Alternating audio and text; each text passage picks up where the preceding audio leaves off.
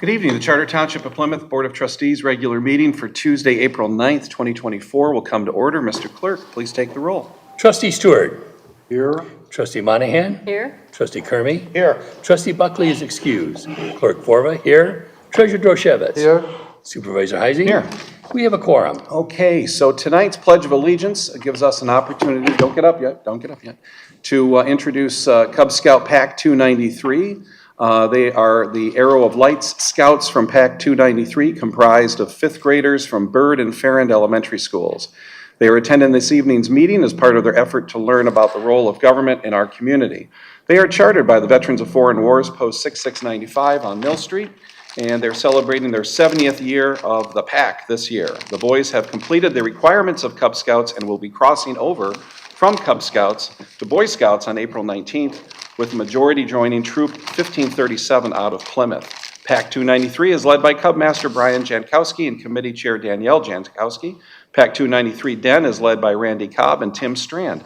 The Scouts are Ben Hadar, Colin Weller, Teddy Cross, Joey Hierman, Julian Jankowski, Leo Strand, Owen Cobb, Taki Fukada, and Tommy Dunlap. If we could have those boys stand up right now and lead us in the Pledge of Allegiance.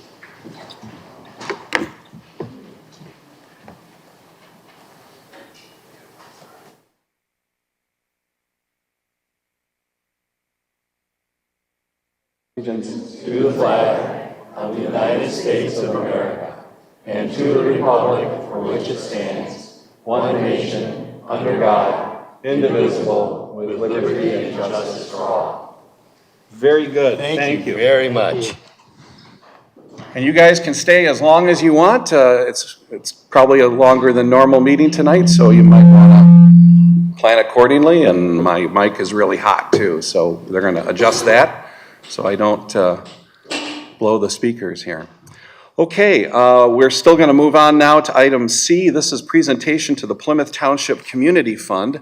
Robertson Brothers Homes is committed to donating to the communities where they do business. Robertson's Margate community in Plymouth will be donating to a Plymouth-based organization. In conjunction with Plymouth leaders, Robertson Brothers Homes has chosen to donate these funds to the Plymouth Township Emergency Fund. The Emergency Fund was established a few years ago by Don Sunan, who is here with us tonight, who is a great benefactor and a leader in the Plymouth community.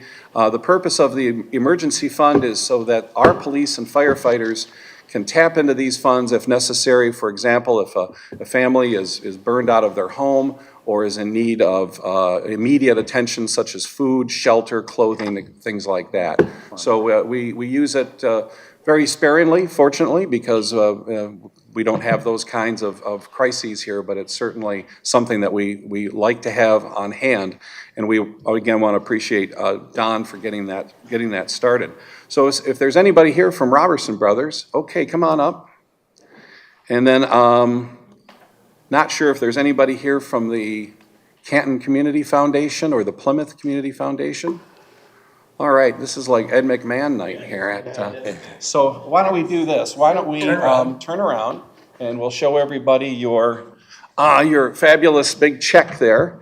And then if anybody wants to take a picture of it, say like Mr. Miller or Cindy, you know, we would love. I know they would like to have a picture, and we'll certainly put that on our website and our Facebook page as well. So. So what's the status of the project right now, the Margate Home Project? Yes, so we 30 homes, and we've sold and closed out 28 of them, so we've got 2 left. It's been a fantastic project. We've been very happy to be here, blessed to be part of Plymouth. And when I talked to you about possibility of getting into the community, we heard about this foundation. We thought it was a perfect fit, so we're very happy to be here, and I'm very proud of the community. And I understand that for every home sold that you're donating a certain amount to the fund, and what does that look like? Exactly. So it's $200 per home is what we committed to. So that's why it's $6,000 for the 30 homes. Okay, terrific. What are the homes selling? Cash. I can see the real check, and this guy's the treasurer, right here. I'll take the big one. Yeah. What are the homes selling for? They started in the 500s. We got Yeah. the 600s and 700,000s. Yeah, that's great. Family, Sort of a beautiful addition to the community. Tell us where they are. Exactly. So they're on Kansas Center, just south of Ann Arbor Road. Behind the Pioneer Middle School and the church. And the Church of the Nazarene. Yes, that's who we bought the property from, is Church of Nazarene. Okay. Thank Well, thank you very much. Where would you like me to draw? How about you park the check over There. here someplace by our attorney, because he will keep an eye on it. He'll keep an for eye on us. it. You know how those. Just lay that on the ground there, that's perfect.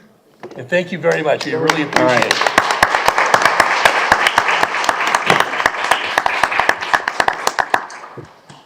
Okay, item D is recognition of Public Safety Telecommunicators Week. And so these are our civilian dispatchers. These are the people that you call when you call 911 in an emergency.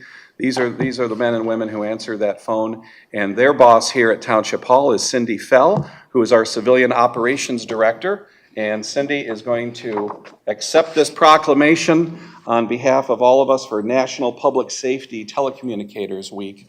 I will not read the whole thing, thank goodness, but Cindy, that will be for you to hang up in the office, and please share with everybody. And Chief, thanks also for being for our outstanding police and the great job that our dispatchers do. Would you like to say anything at this point? I'd just like to add, Mr. Supervisor, that our PSAs, our dispatchers are the unsung heroes of the police department. They're the officers that are in the room, the 911 calls are coming in, and they make sure that our officers get out there and give attention where it's needed immediately. So thank you, Director Felt, and all of our staff. Thank you. Thanks, Cindy.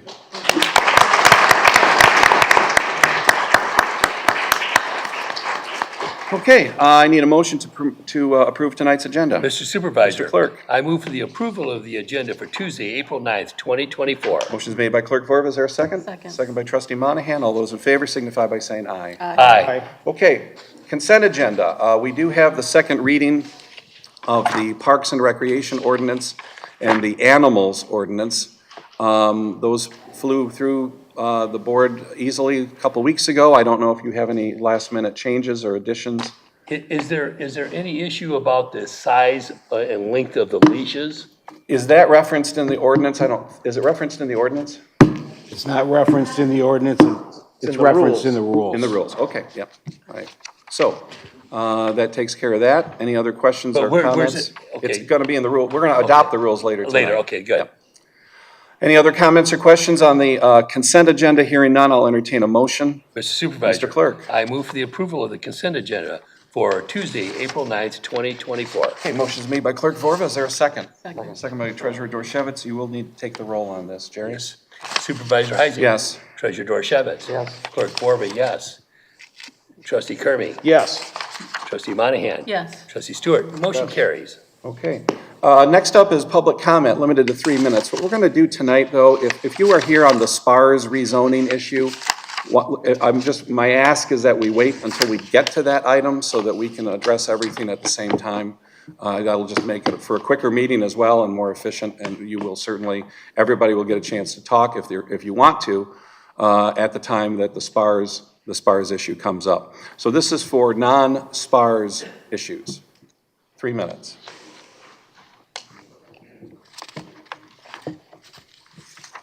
Is this on? Can you hear me? I don't think so.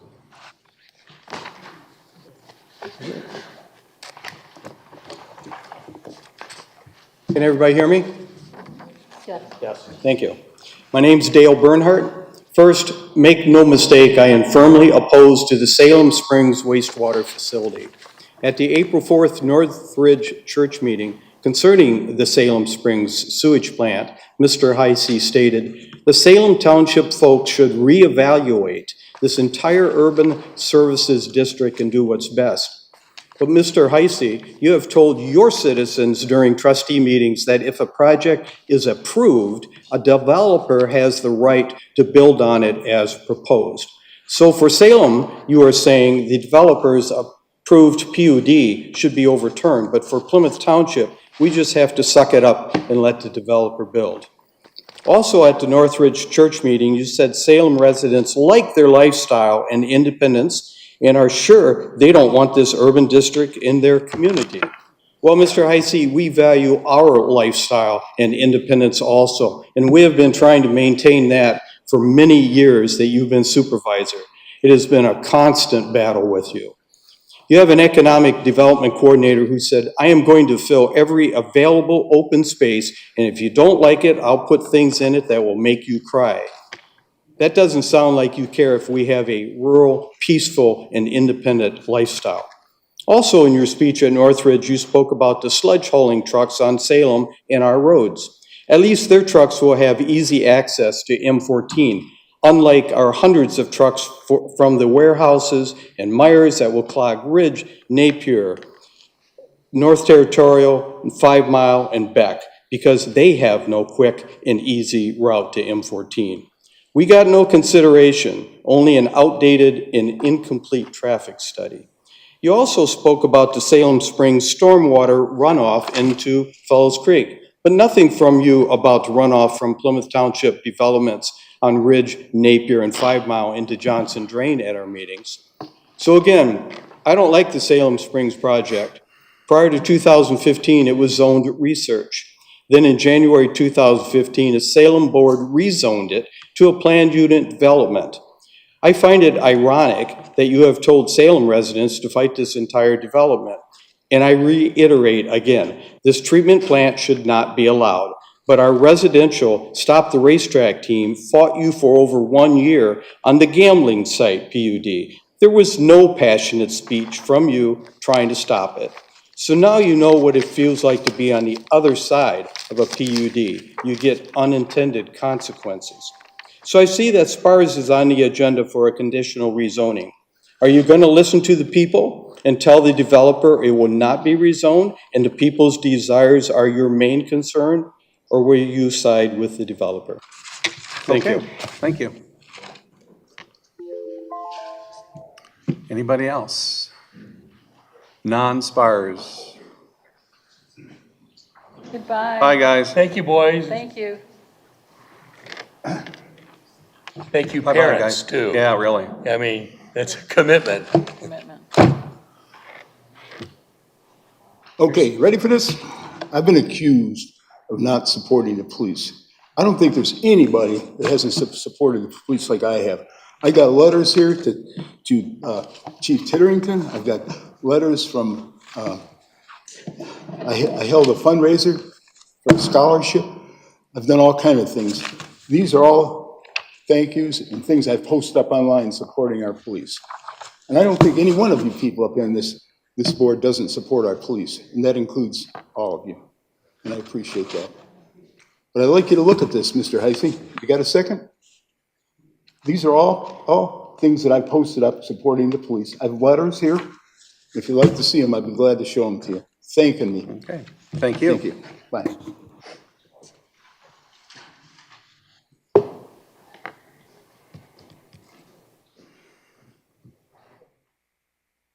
My name is Gail Owens, and I would like... My name is Gail Owens, and I would like to, when the motion in August 2020 about Watua accepting with the Salem issue that we're having and Yucca, that I would like to ask if Supervisor Heisey, I would like to ask why you voted against allowing them in those two places. I don't know. This isn't really a question and answer period, so, and I'd say the resolution speaks for itself. When the state recommended it go through Superior Township, and now it's gonna be running through Canton, and Again, a board resolution speaks for itself. Okay. All right, we're going to move on to item H1. This is revisions to Township Park Rules and Regulations. What we're going to do tonight is amend park rules, at least Rule 13. Sarah Wiesel, our Environmental Services Coordinator, is here tonight to answer any questions that you may have. In light of the ordinance changes, what we've done, Sarah and I, but really mostly Sarah, we've introduced the revised language for animals.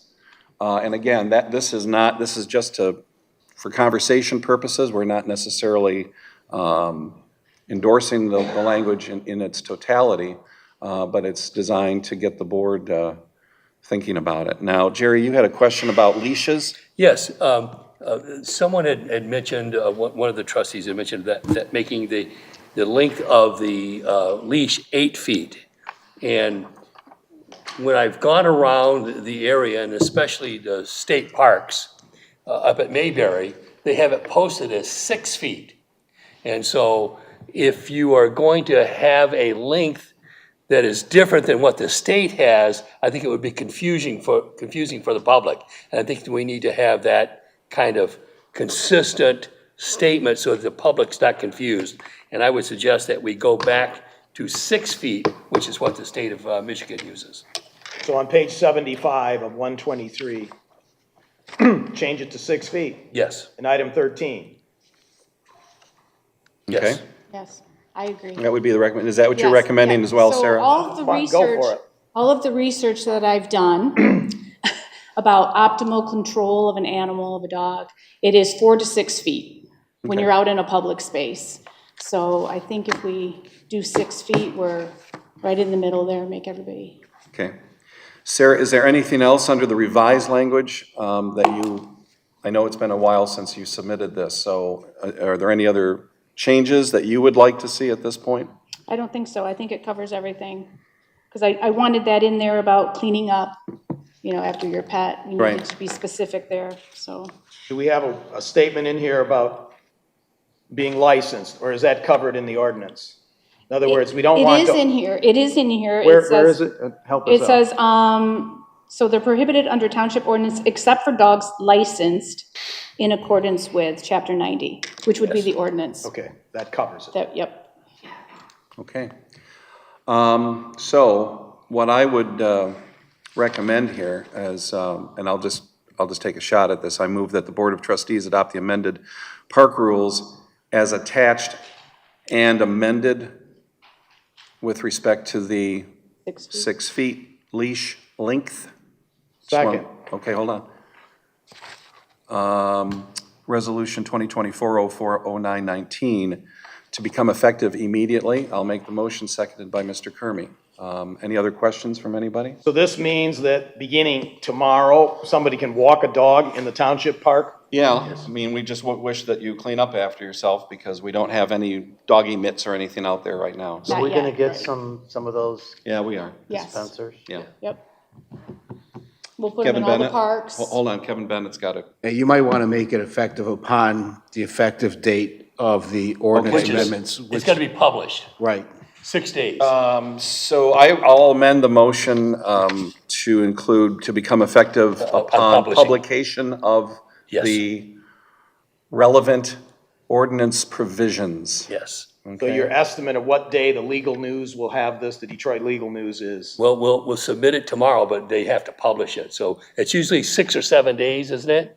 They publish once a week? A couple times a week, Yeah, at least once a week. yeah. And so once we do that, we'll post it on the website that it's effective. Well, great, I thank you. This has Okay. been a long time coming. I hope it works out. I hope everybody polices themselves and their animals so that we don't have a big I told you so, we don't want dogs in the park. Okay. Clerks, Denisa, you got all the language, right? Okay, we can always revisit that as Clerk well. Vorva, yes. Okay. Trustee Kermy? Yes. Trustee Monahan? Yes. Treasurer Dorchevitz? Yes. Trustee Stewart? Yes. Supervisor Heisler? Yes. Motion carries. Okay, thank you, Sarah, very much for all Thank your work you. on this. Thanks, everybody. Thanks to Kevin and the board members who took an active role in this. I appreciate it. Okay, we're going to move on now to item H2. This is the rezoning at 14390 Northville Road. Are there applicants here tonight on that? Okay, why don't you come up here? And I'm going to ask you to go up to the podium and state your name and fill out, I think we still have the sign-in sheet up there, Denisa, don't we? And then I'll ask our planner, Laura Haw, to give us an update on the application and what her recommendations are. Thanks. Laura? Okay. Thank you, Supervisor. Evening, trustees. The application before you is a request for a rezoning, which is an amendment to the official zoning map of the township. The applicant is requesting to rezone a residential property. It's currently zoned multifamily, and they're requesting to rezone it to single-family. The reason for that is that they seek to improve the existing house that's on the property. It's a single-unit dwelling from 1925, and they seek to expand that house and also add a detached garage. However, since it is zoned multifamily, they can't expand a single-use dwelling. If you'll recall, in 2021, the 9 properties that were on the east side or the west side of West side, Northville Road, yeah.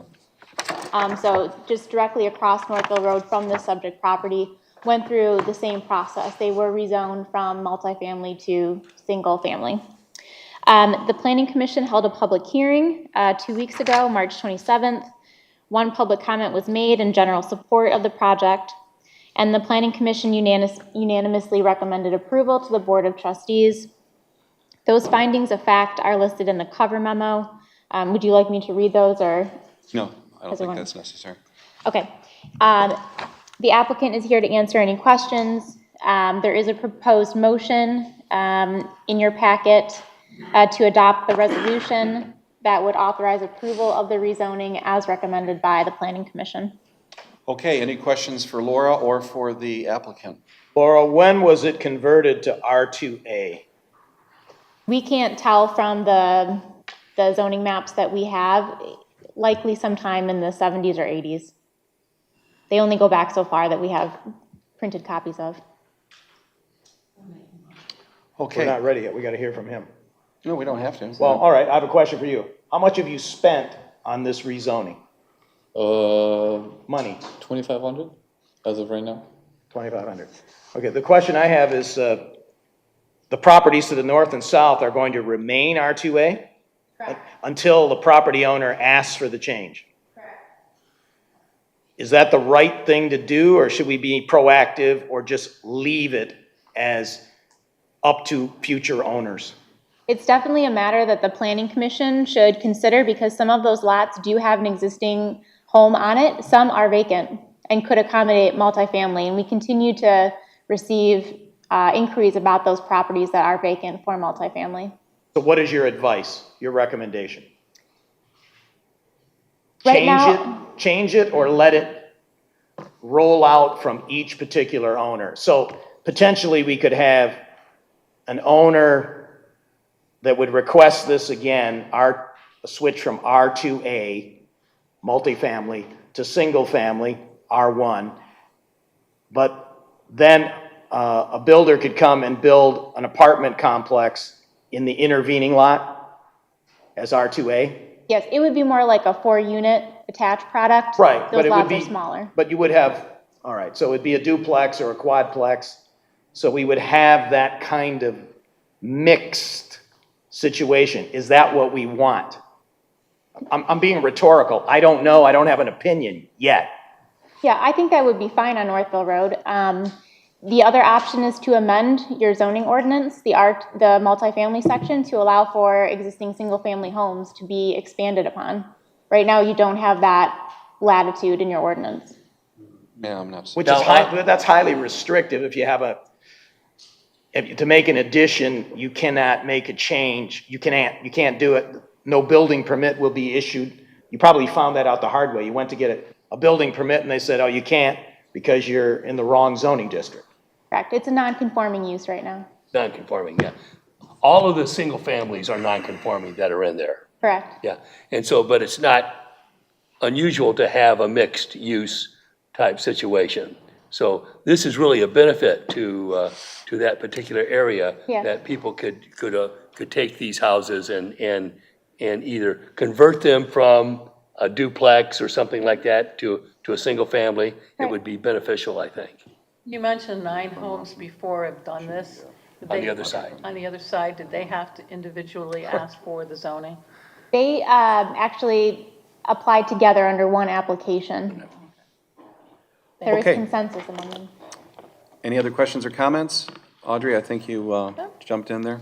I move to adopt resolution number 2024-040920, authorizing approval of the 14390 Northville Road residential rezoning, map amendment from the R2A multifamily residential district to the R1 one-family residential district as recommended by the Planning Commission. Okay, motion's been made by trustee Monahan, seconded by treasurer Dorchevitz. Mr. Clerk, please take the roll.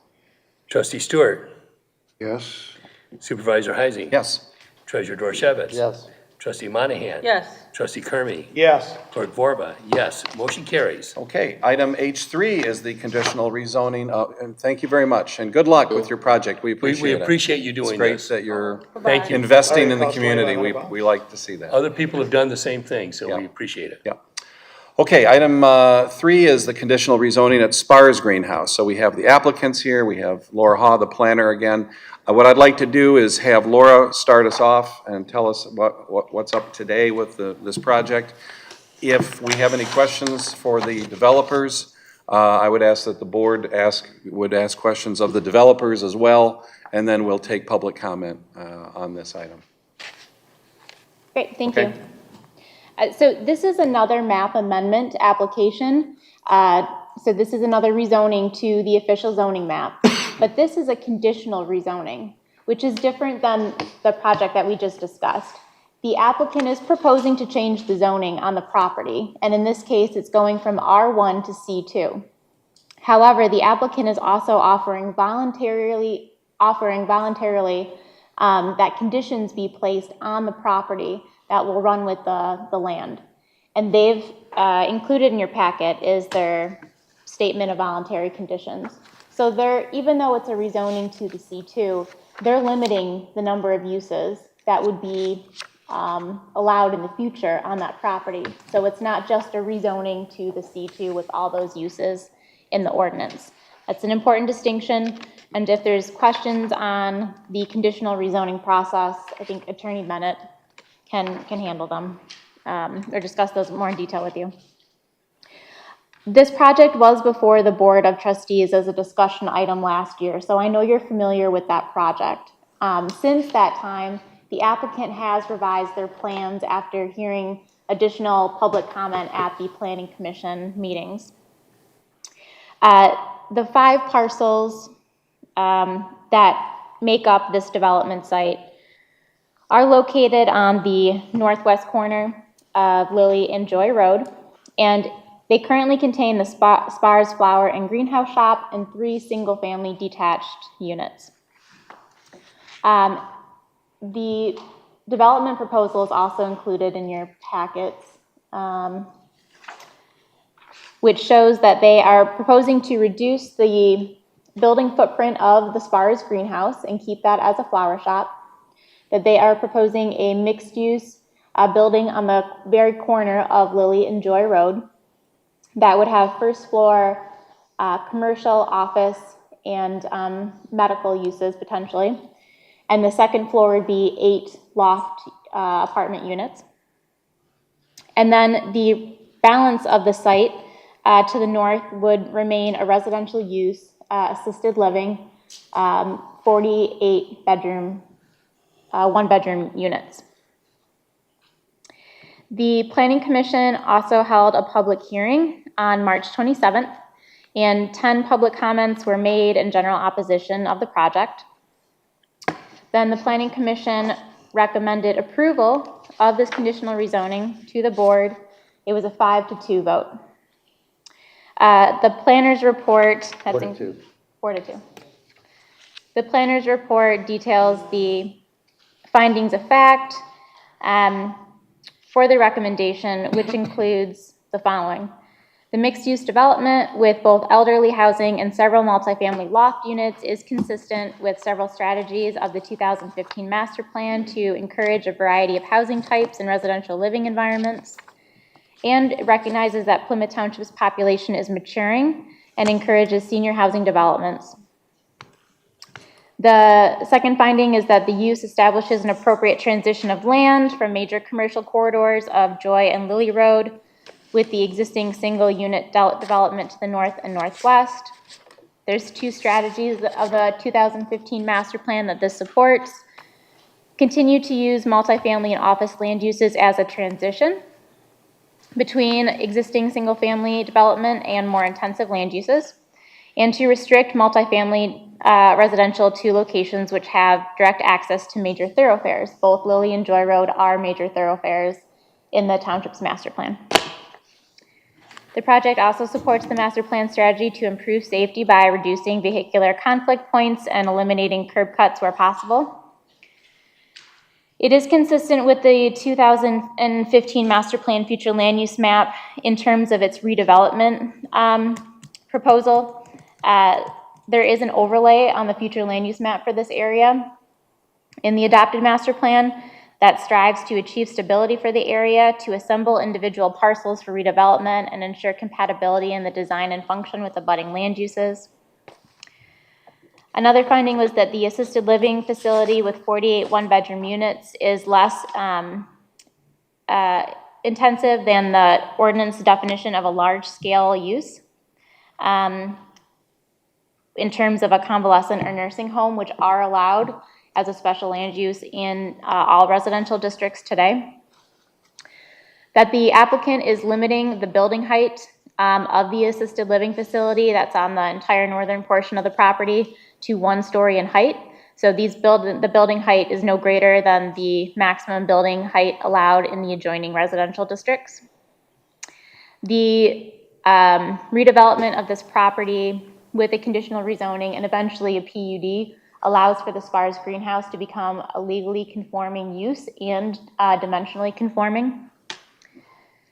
The reconfiguration of the site will improve stormwater management and the environmental quality of the area. There were a lot of comments about stormwater management and concerns about flooding. There is no stormwater management on those 5 acres today. So as a result of this process, if the project moves forward, these properties would have to meet Wayne County standards and be fully designed to capture and retain all stormwater. As a PUD, the township also has greater control over the environmental quality in terms of what kind of low impact design and green infrastructure it would like to see provided. And lastly, the redevelopment of the corner can be beneficial to the public good and encourage maintenance of surrounding properties. So as a conditional rezoning, and again, Attorney Bennett can discuss the details of that a little bit more, but it's not a negotiation. The applicant is voluntarily offering these conditions, and the township has the authority to either approve it or deny it, but it's not a negotiation. This is what has been offered and is on the table. With the Planning Commission's recommendation to approve the conditional rezoning, the enclosed resolution is authorizing approval of that. Okay. I have a question. Yeah. I heard you use the terms "run with the land" on conditions. That's a legal construct and concept. And does that mean that they're going to be recording it such, and it runs in perpetuity with the property? If we could ask our legal person. That's exactly what it means. Well, to clarify, if they don't approve, if a PUD doesn't get approved, it doesn't run with the land. That's correct. So. But that's the proposition But is. if it gets approved tonight, it will run with the land only if a PUD option is not option, just the complete approval. Yes, and if the PUD is not approved, then it would revert back to the R1 zoning district. As you are aware, we're actually dealing with a running with the land issue over at the Vic Tanny's. Is this creating an issue that we may sometime in the future resent, or? Well, that's always a possibility. That's a consent judgment, though. I mean, this is 40 years hence that the Vic Tanny's running with the land. That's a condition. consent agreement, though. Pardon? That's a consent I know, agreement. but it's It's a still. consent judgment. It's a recorded document. Yes, as opposed to conditional zoning, but they both run with the land. Okay. So they can sell the deal if they wanted to another owner, it would run with the land. Yes, if the PUD is approved by the board and the property is rezoned, then that will run with the land. And it will be binding on the current and future owners of that property.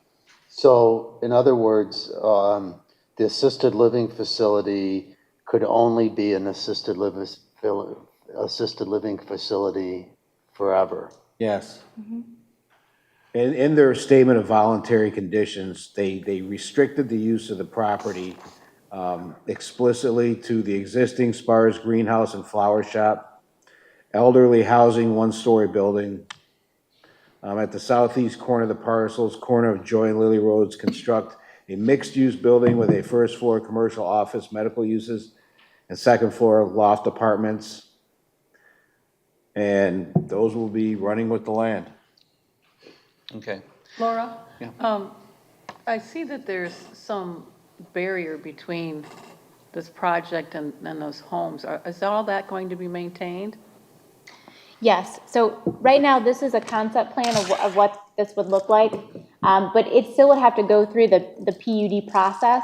This conditional rezoning allows them to apply for the PUD. So there are multiple stages to this if it moves forward. And in that PUD process, they've kind of shown a general layout of what could be done in that space, but it could be heavily landscaped and it would have to be maintained. The screening could be abundant on the north and west property lines. Thank you. Laura, I don't know if you know the answer or the developers would, but I mean, we talk about senior housing, and I see this more as a nursing home or a assisted living facility. So I mean, we're talking about how many units again? There's 48. So 48. if you can see in the concept there's a central area in the middle, and then there's those 3 separate building wings, and each one of those wings has space for 16 one-bedroom units. Do we know who the management company would be for that, for any proposed? Is there a buyer or a renter? The owner has been talking to a manager. Okay, I mean, I know our experience with, several years ago, Pomeroy bought the old Elks Lodge site and all that land behind there, which is contaminated. And he wanted to put a senior living facility back there, and he basically backed out because he didn't see any financial gain for him in that. I think that was different. In that realm. Well, it was. No, it had some 2012. memory care. Yeah, 2012. It was His answer to me was he couldn't make a business case of it. It's saturated in this area. Yeah. I mean, I'm also concerned about who's going to operate this, because if we're going to have a nursing home facility or assisted care facility, I mean, we can all find cases where the level of care is not appropriate and people have been mistreated. I'm not alleging that here, just that's a concern that I have. A lot depends on what kind of a management company you have. Laura, again, I just want to ask the question. I think I know the answer, but given its current zoning, how many houses, single-family homes, could go in here? Based on the dimensions of... And keeping spars. So keep spars the way it is, how many single homes could go in here? That I don't know, because 14? you'd have to lay it out. All right, so let's go back to the basics. So how many homes could go in here? Per the dimensional standards of the ordinance, if there was no spars, 25 units. If it was multifamily, 55 units. If the whole site was a residential planned unit development of multifamily, 125. Okay, that's a lot. 125, it said in here, I can't find it, platted, which that can't be right. 125 multifamily. On Multifamily, platted. Single story or no? No, Not a platted unit. Well, it says in here platted, I can't find it. Help me out and we'll find it. How can you have 125 multifamily if it's R1? 2 stories. So, yeah. Lost my place here.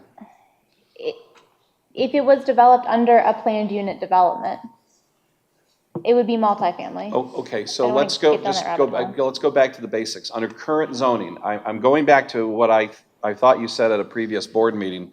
I thought the number was like 16 or 18 or something. There's no plan that shows what that could be. at this time if you kept spars. You'd have to lay it out. All right.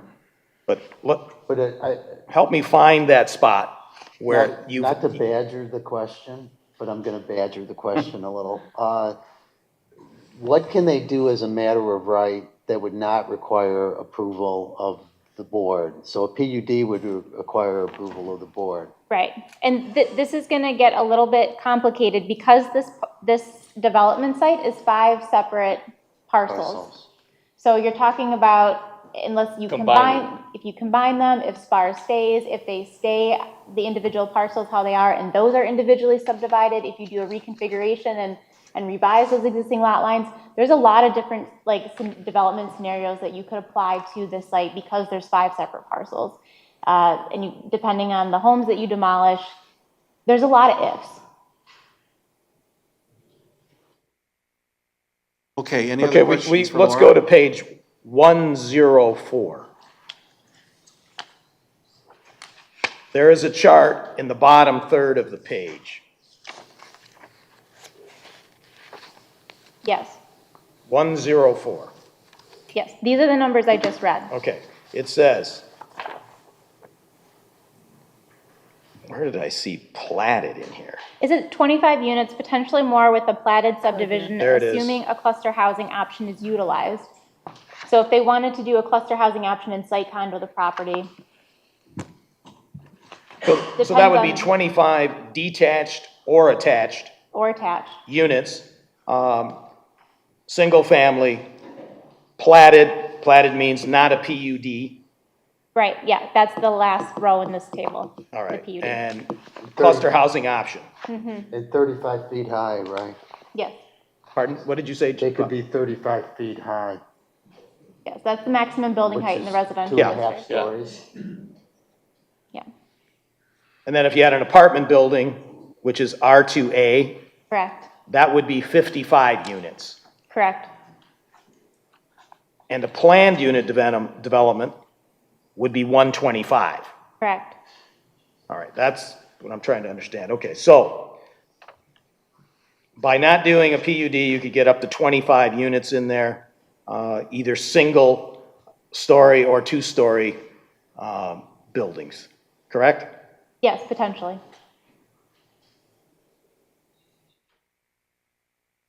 Okay. So when we have questions for the developer, when are you going to do that?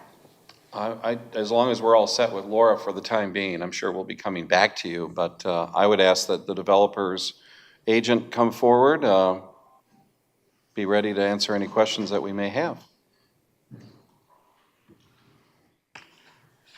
And we'll just need your names for the record. Fill out the sign-in sheet there, please.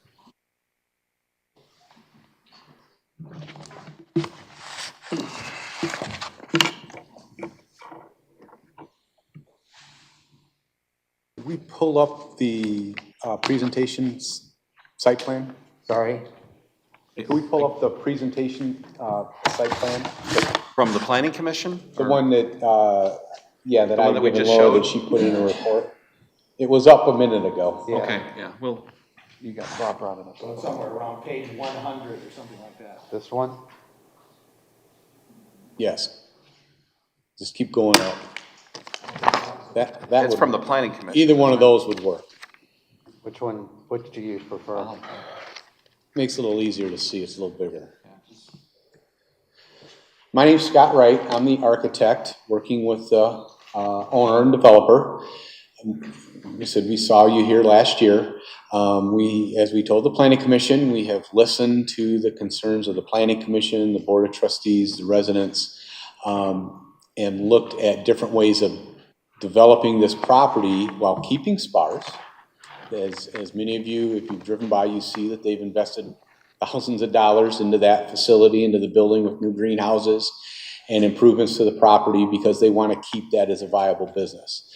And right now, as Laura has stated, it's basically a commercial use on residential property, so it's a non-conforming use. So one of the items of the PUD would be to bring that into compliance with current township ordinances. In looking at developing it and having a discussion with the owner, Assisted senior living facilities, which these would be more short-term, so they wouldn't be, a retirement home. It would be people that need to come in with some rehabilitation issues, could be brain injuries, could be a broken leg, hip, something like that, somebody that would need anywhere from maybe 3, 6, possibly a year that would stay in this facility. There would be a nursing staff that would be on duty based on state regulations that would provide care for them, but it wouldn't necessarily be 24/7. They would have the ability to maintain themselves, but at the same time, they need somebody to maybe help them do basic things. Meals would be provided. They would have the ability to select different meals during the week. Those meals would come in, be prepared by a professional dietitian chef. They could eat in a group or they could eat by themselves. The units themselves would simply be a bedroom and a restroom, private restroom for each one. That's the 16 units in the building. There'd be some common areas. Yes? Yeah, sorry to interrupt you, but what you've just described is different than what I understand the definition of a assisted living facility as. You've described a rehab center, which is different than assisted living. Assisted living is somewhere where people are live there Permanent because resident. They're permanent residents. Well, nobody's permanent in this world. Say until they pass Until, away. It would be subject to what that individual or their family is looking for.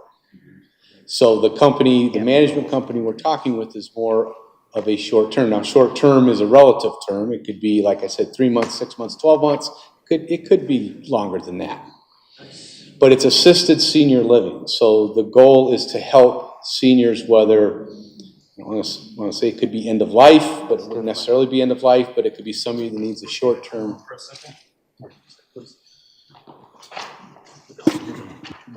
that's different. That's not assisted living, that's rehab.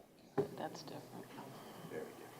I don't think you can discriminate upon rehab just being with seniors. It's a different Rehab is a definition. whole different thing. Yeah, my mother was in assisted living for 5 years, and so I know it I well. mean, Mark Clinton was in He was in rehab. rehab. Yeah, that's different. That's short term. That's short term, but was he overnight? He wasn't 85 years old like everyone in the assisted living center. Okay. They're all elderly people that are.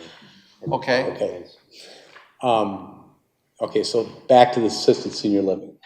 So that was the idea for the assisted senior living. And then at the corner of Joy and Lily being abutting the airport, abutting a gas station across the street, the auto service center, a more mixed-use facility was the idea that on the first floor we could have professional offices, think of podiatrists, maybe dentists, eye doctors, facilities that could support the assisted senior living. And then the second floor lofts would then be 2-bedroom lofts that could house interns or nurses. The owner also has contacts with like Henry Ford and with Trinity Health, so that you could almost have everything contained on that property that could support assisted living by utilizing this multi-use building on the corner, which is a high-traffic corner, obviously. But it wouldn't be exclusive to those people, correct? Correct, yeah. So if somebody with a If you couple- wanted to rent one, they would rent you. Okay, right? so I'm saying, yeah, Right. okay. I mean, but, they're gonna market it and see where the market, goes with it, right? And then we limited the property to have the 2 curb cuts, as you can see, where right now there's, I believe, 4 driveways, plus an access road to Spars that are on Lily Road right now, and then the 1 driveway off of Joy. So we tried to take into account the 2015 master plan, and as Laura very well put it all together, that to achieve those goals of what the master plan says we should be able to do with this piece of property. I'm So, still confused not about the rehab center versus assisted living. Those are two different distinct. Here's one distinction. It wouldn't be a rehab center. It's assisted living. Okay, but you said earlier, so you need to correct the Well, record and let I us think know. I think of my aunt that fell down the stairs, hit her head. She couldn't walk. She stayed at an assisted senior living facility. It was a rehab that would come in that helped her to learn how to walk again, and she was in there for about 4 months, and then she was gone. Actually, I think it's a rehab center with that's different. assistance. So, I think you're getting the titles mixed up, because typically someone's in a assisted living facility, they take up residence there for however long they want to be there. It has nothing to do with the injury, any injury.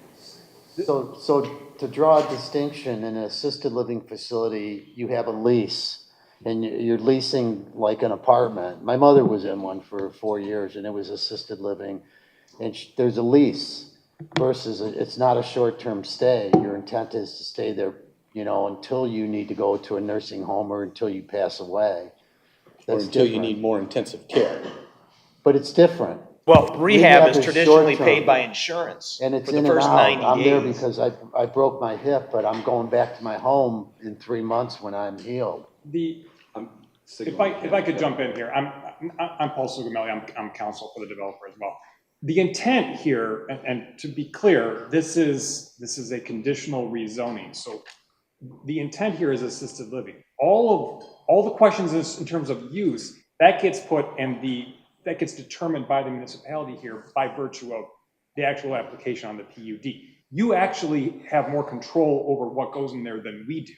We don't have any control to it. So the idea is if you don't want it to be a certain way, then that'll be part of the PUD process. And all the conditional rezoning does is if you reject because you don't like the way it is, as Counselor indicated, it simply reverts. There's literally no risk whatsoever to the township because if you don't like the way it's being proposed, you can simply reject it. You don't lose anything. There's no risk whatsoever. But the plan is for an assisted living. The assistance, the rehab application to it, that's a component that it could be. That's something that we could certainly propose as part of the PUD process. There's options there. The developer, as it discusses with the management company, there are options that the management company could propose that would make sense for that based upon this type of development with multiple wings. But the point is, though, that all of it gets put to this is what we think we could do with it, and then we bring it to you and say, is this something that you would approve? If the answer is, no, we don't like this part of it, we don't like the rehab part of it, well, then we go back and, okay, we'll look and eliminate that part of it if that's something that is in the best interest of the developer as well. Worst case scenario is it stays where it's at, and you have the same problems that exist in the current configuration, which is effectively flooding because, as Laura indicated, there's no regulation for it whatsoever. And you really have the potential for people moving in with 125 units in the existing zone. So the flip side of not approving this is that the existing zoning that's there, anything that's permitted under the existing zoning gets to use it that way without the permission for it. And that's where what we're proposing, we think, addresses everything that has been raised by the citizens to this point in terms of light pollution, traffic, flooding. All these issues are addressed because this use that we're proposing is significantly less invasive than what we could already use it for under the existing zoning. But again, I want to stress, this is a conditional rezoning. We're asking for permission to ask for permission. I understand the desire to get deep into the weeds of what this is going to look to. We don't have that because that's part of the next phase. But the discussions on who's going to run it, which I understand is a very important decision, we can't even get to that point until we actually know we can rezone it in the first place. And I think that's fair to suggest that we get our rezoning first, and then we can go to that point. Right, with all due respect, you misspoke. The 125 units would require a PUD. Right. So you said if we didn't change anything, they could put 125 in there. That isn't the case. So that's the way I interpreted what you said. Sure. All right? Well, so I'll retract that. As it is currently configured, there would be substantially more traffic and vehicles that could be in there based on the existing zoning than what we are proposing here. Because, and this got brought up in the Planning Commission as well, there's significantly less vehicles and traffic with an assisted living facility than there would be in single-family housing. And it's probably not even close. Multiple factors less. You have employees, I guess. Employees would be where the traffic is. Quite honestly, as sad as it is, people don't visit assisted living facilities as much as we'd like to think that they do. Yeah, it's that's just why I not said a rock employees. concert every single day. Right. We wish it was. I would love for that to be the case, visit aunts all the time, but it's just not that common. They're quieter than most libraries. So we really don't know, I mean, Mr. Kermey's question was about employees. Do you have any idea how many people would be employed here during peak hours? There was I did an initial site plan that the parking is based on the zoning ordinance. So the parking that you see meets the current zoning requirements. And if I mean, right there, in the gray. And let me qualify that. Because of some of the uses overlapping, Laura asked me to reduce the parking a little bit, which I did by about 10%. So I think it's one parking space per 4 units and then one per employee. So basically, that's where, the parking count came from. And then we use square footages for. My concern is if you're going to have 42 people in there, I don't know what the ratios are going to look like. Are you looking for 1 employee per 3 people, residents, 1 employee per 2 people, cooks, people bringing in food, deliveries, medical staff to help rehab people? Those are additional employees coming and going. What other projects have these developers developed in the last 10 years? Can we have any examples of something similar? No, we don't have anything similar. All right. This is a. So they've developed nothing in the last 10 years that you know of? In terms of a commercial development? Yeah. No, they've developed nothing in All right. commercial development. Okay. Nor should that be the condition to it as well, because once again. I didn't say it was a condition. I understand, I was seeking information. I understand, but once again, this, as a conditional rezoning, the PUD process entitles you to make the decisions based on what you see, and if you think it's a problem, you control that. So you can control it right here today if you wanted. Plymouth Township could control it today by not approving a conditional rezoning. That's one control point. The next control point is the PUD option at the Planning Commission. But the PUD option actually addresses the actual details that. At the Planning Commission, PUD option, then they recommend it to the Township Board. And then we would be up or down on a PUD option. Correct. And then it would go to a final site plan. Correct. Yes. But you'd have all the details at that point, because that would be a product of the actual formal plans to it. This is the conditional zoning part. Okay. I have one other question. Sure. For your client. Is the client appears to be seeking a rental income annuity kind of thing versus selling. Annuity? When I say, and collecting rents appears to be the business model versus selling the land or a unit. Well, they're developing the land. Right, but they intend to retain ownership and collect rents. That's my point. They're seeking to have it be a venture that makes financial sense. I guess I don't understand your annuity comment, so I'm sorry. Okay, well, Margate just came here, and they developed the property and they sold the properties. Right. This is not that. Versus developing a property and collecting rents from that property. From what I see is your client wants to collect rents. They want to retain ownership and collect rents. Retain ownership, I'd like that better. Retain ownership and collect the revenue that is generated from the ownership. Yeah, and that's rents. Well, they're not going to operate, the only business they're going to operate is SPARs. Right, but they're going to manage the assisted living as well, so that's, they're going to retain. But these gentlemen are not going to manage assisted living.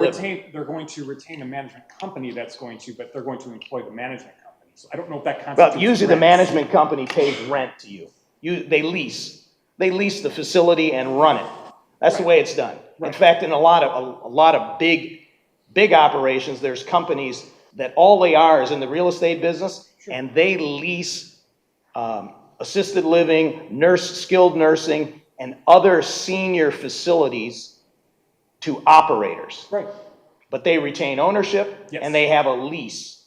And then their stockholders derive a benefit from those leases. It's almost like having a bond. These people are, that buy stock in those companies. One is called Omega Health, a very big one. Yeah. Omega Health. Have you heard of it? Omega Health? All right, so they do that all over the country. Yeah. The intention is to retain ownership. Right, Right. all right. But I guess, and I think this was brought up earlier. I think one of the earlier questions, one of the first questions was, what happens if it doesn't? I'm not sure how I recall how it's phrased, but what if it doesn't? It's not going to be financially beneficial, or what happens if in other words, it fails. What if it fails? And this is an extraordinarily costly venture for the owners here. This is not, and already to this point, considering how many times we've been back, the notion that they would proceed with this on a whim, or with the notion that they weren't going to attempt to make it as good as possible, is frankly ridiculous. I mean, this is far too expensive to just walk into it and say, well, we'll see if it works, and if it doesn't work, that's okay. This is an enormous financial outlay that will be very difficult and devastating if it doesn't work out. They want this to work. They want it to work not only for themselves, but also for that entire area there on the corner. So the expectation is that it will work, but they're not going to just let it fail because, well, we didn't give it a shot or didn't try hard enough. I don't know anybody. That's a natural business person wants to succeed. Absolutely. Okay, any other questions for the developers? Otherwise, I'd like that you gentlemen to have a seat, and then we will, Bob will get the shot clock ready, and then we'll take public comment, limited to 3 minutes. Per person, it's not like Congress where we yield the balance of our time to another person or anything like that. You get 3 minutes of fame and that's it. So we'll come on up, state your name, fill out the sign-in sheet, and just wait for Bob to activate the clock here. So we'll take your time. Good evening. My name's Gordon Bowman. My wife and I have lived at 9,000 North Lily Road for the last 49 years. We are on the east side of Lily, just north of Gray's Greenhouse, and we have apartments north and east of our property. Traffic on Lily Road, especially during morning and evening rush hours, is congested to the point that we must plan extra time if we are leaving or returning home. My wife and I have spoken in opposition to this development at every public opportunity. We are opposed to the improvements or sound development plans, and we are opposed to this as a replacement of 3 single-family homes with a 48-unit senior living facility and a mixed-use building which includes retail space. And we can't forget that the existing greenhouse will still be operating. The added buildings will have a dramatic impact on traffic on Joy and Lily Roads. Lily Road is the only option for ingress and egress for the majority of people here opposing this project. We are well aware of the congestion now, and we dread having traffic increase perhaps by tenfold if this project is approved. We urge you to listen to your constituents who are offering legitimate objections to this project. We are dismayed that the planning board approved the rezoning when this proposal is not as much different from previous versions. The bottom line is that there will be a lot more people on this small piece of land and a lot more cars using already crowded Lily Road. I urge you to vote no on this rezoning motion. Thank you. Okay, thank you. Who's next? Health pays over 8%. Hello, everyone. My name is Ken Phillips. I live at 90602 Sun Street. And I'll tell you what, when I look out my kitchen window in the morning, and I wake up every day at 6 o'clock, I put my little night light on, and by 5 after 6, I can shut that thing off because the BP gas station's got such bright lights. My concern is you build assisted living there, it's going to happen. It's going to be the same thing. I'm going to look at lights. And every time, even the architect said before, and we questioned him, like, what are you gonna do with the water for our neighbors on Hackberry? Well, we're gonna get into that. And even on the planning commission, and since day one of these projects, we've asked questions, and to me, it sounds like a definite maybe. I don't get answers. The architect, he can get my name, my email, and I asked for plans the first time. I want to see the plans. I've been in construction for 51 years too. I want to see plans on what's going to happen. Well, not yet. It seems to me that all of a sudden we're going to make it propose from R1 to C2, and then we can show you the plans. No, I want to see plans before they do something. Thank you. Thank you. Next.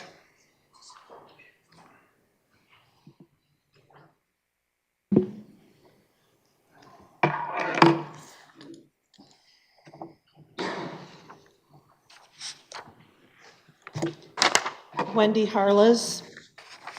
On page 3 of the report from the township planner, it reads, quote, "Today, elderly housing is not permitted in the R1 district. Per the ordinance, this use is different than a convalescent or nursing home. However, both convalescent and nursing homes are permitted as a special land use in the R1 district," end quote. McKenna is stretching the rules here by saying that senior assisted living is close enough to convalescent and nursing homes to make it fit in R1. The McKenna report goes on to say that the current future land use map supports combining these parcels of land as a justification for changing the zoning. The future land use map has all of these properties zoned R1, with the exception of the possibility of having some future office zoning on the Joy Road frontage. The proposed building for the office zoning, however, is the first ever attempt in the township to create mixed-use development. When I asked at the March 27th meeting if office zoning allows for residential space in the same building, the township planner replied that residential is not allowed in office zoning. That's why they need to change the zoning to commercial. So this mixed-use building does not actually conform to the future land use map. McKenna is stretching the intent of the zoning map once again. The mixed-use development is an experiment. We've never had this type of development in Plymouth Township before. I encourage you to do some online research on this type of development. There are some mixed-use developments in Ann Arbor that have had empty retail space for the last 5 years.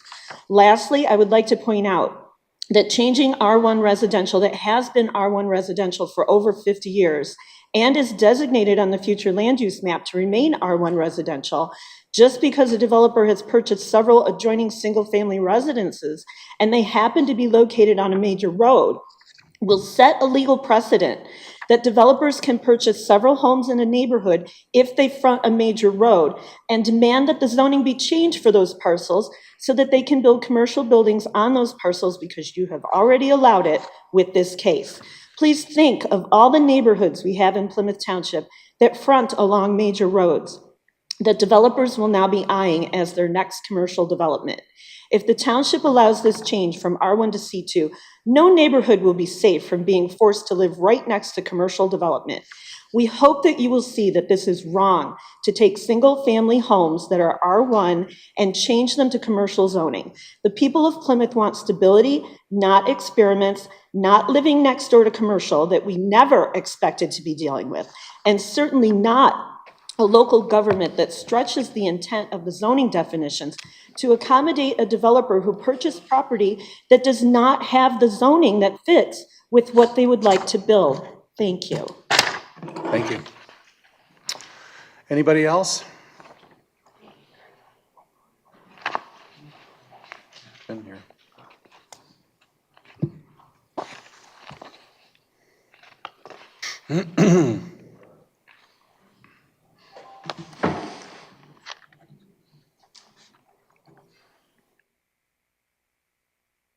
My name is Bob Budlong. I live on Lilly, 9161 North Lilly. When we first started coming to these meetings, the two gentlemen said that they were very successful landscapers in Washtenaw County. And I guess that's what gave them the idea that they could develop this property. It sounds to me like the assisted living is nothing more than a rehab center, and they expect to be moving people in and out. And as they're moving them in and out, can you imagine the first time somebody pulls in front of a southbound car on Lily, making a left-hand turn into the only driveway? And as the traffic backs up, of course, when he gets to Joy, it becomes Canton's problem. But can you imagine the trouble we're going to have?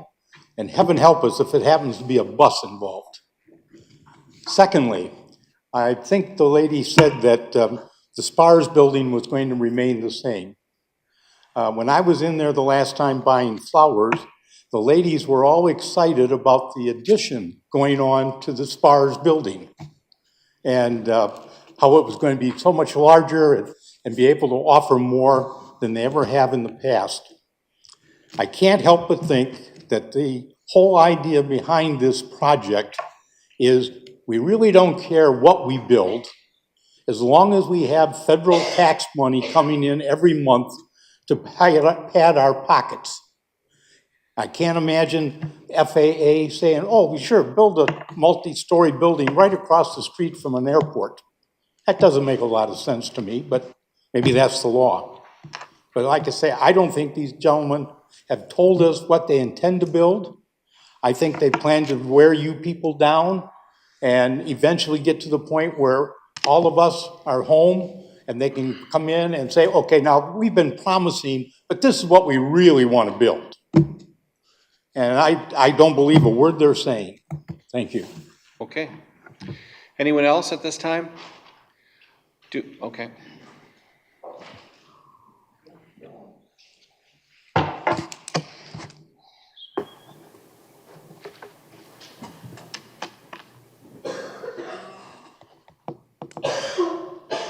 Okay, my name is Sharon Phillips, and I also live at 9062 Sound Street. And I'm a 45-year resident of Plymouth Township, residing comfortably and happily. To me and to many, many people, Plymouth Township has always been a beautiful and desirable community. But because of proposals as such, concrete slabs are being encouraged, destroying our green spaces, creating noise and light pollution, building structures not being harmonious with the adjacent neighborhoods, and increasing traffic congestion. Because of these undesirable conditions, I encourage you to vote no on the Spars land development proposal and retain the property as an R1.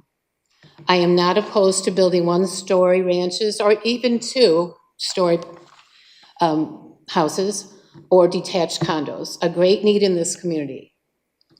There's no reason to pack in as many as possible except for greed.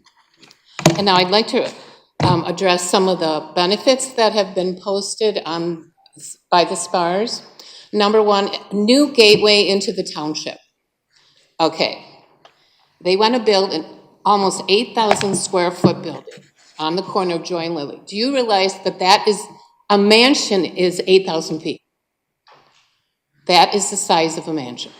Would you rather drive into that or maybe a nice groomed green space where they could perhaps update the houses they do have and the greenhouses? I mean, ask yourself, what would you rather drive into? What would you rather be greeted by? It'll improve our property values. Please help me understand how that's going to happen when over 90% of our residents are against this project. Who would want to buy our homes when that is next to it? There are some medical buildings on Lily that are empty already in the corner of Lily and Ann Arbor Road. They're empty space. There's also 2 assisted livings right down the street on Lily. They said they want to improve storm management systems. I'm concerned about where are those pipes going to go? Are they going to go underneath existing homes already to go to the creek? That's a big question I have. So please listen to the surrounding neighborhood residents and defend the motto, people are our priority, as stated on the township's website. reject their proposal and let us keep our little bit of country that we are just, it's near and dear to our hearts. We don't have a lot of land on our properties, and just that little bit of green space means so much. Okay. And so much less stress in our lives, as many people you know today have, whose lives are full of it. So thank you. Thanks. Anybody else?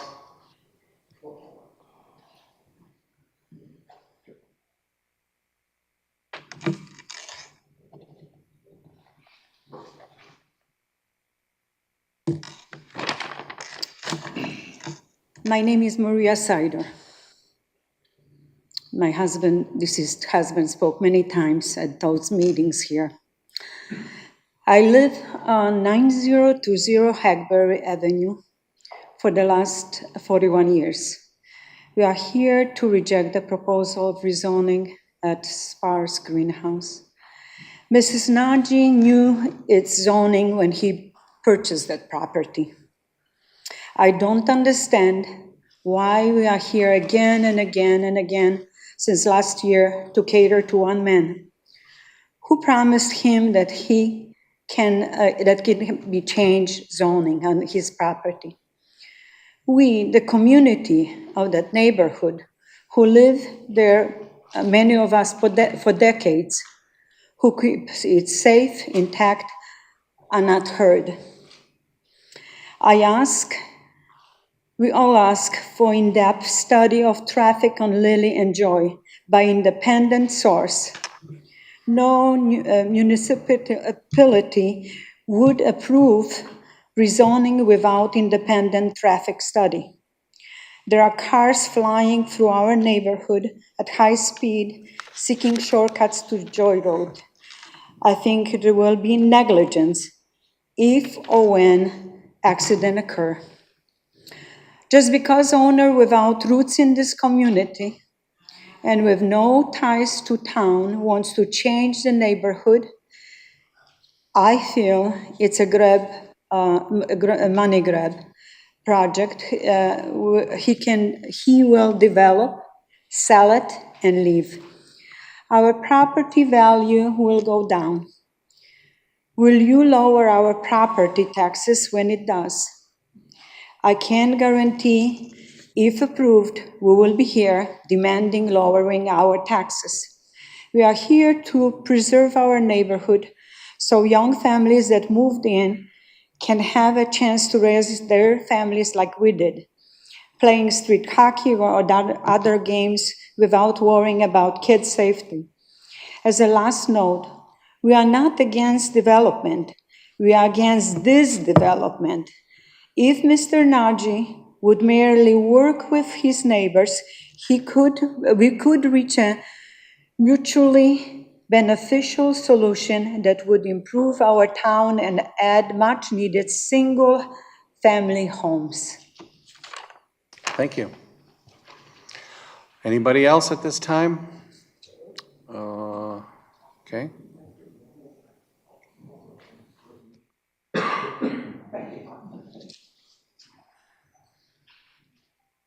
Hi there.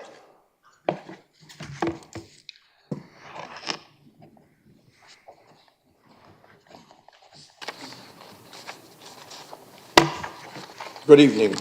My name's Mike Saharsky, and I live in the subdivision adjacent to this plan. And I've had the opportunity to speak to many of my neighbors and many of my friends. And I've also gone into the other side of the creek that runs through there, into the subdivision next to us, and spoke with many of those folks. Many of the residents are against this proposal. They have been right along. The vote went down 4-2 in the recommendation of approval from the last board. That's 4 people against 2. We've probably had somewhere in the area of 100 to 200, maybe 300 people over several meetings that live in this area that have to deal with this. I'm asking the Board of Trustees, are you going to pay attention to the 4 people that's making the decision, or are you going to listen to the residents that pay taxes, that vote, that will be voting? Are you going to give us our opportunity other than hearing us out here and pushing this thing through? I've done a lot of research on assisted living homes through the state. It's pretty detailed. You have to be licensed, you have to be registered, they have to have so many nurses per patient. There's 4 patients, you gotta have a nurse. You can't have a nurse handle 12 patients. There's a lot of rules and regulations. It's probably 30 pages long. I encourage the Board of Trustees, before you make this decision, to take that time to read those regulations and requirements from the state, because that's who these developers are going to have to deal with. My neighbor here asked about his drawings and plans. There's no elevations, there's no renderings, there's no detailed plans. This thing that you keep showing us, this overhead view, there's not even measurements of the buildings or the parking lot to see if it will all fit in there. And at this point in time, getting this close to getting approval, if you're a licensed builder or a developer, I would think you would have some sort of plan if that's what you're actually going to do with the property. So again, I thank you and good night. All right, with 2 seconds to spare, that was good. Anybody else at this time?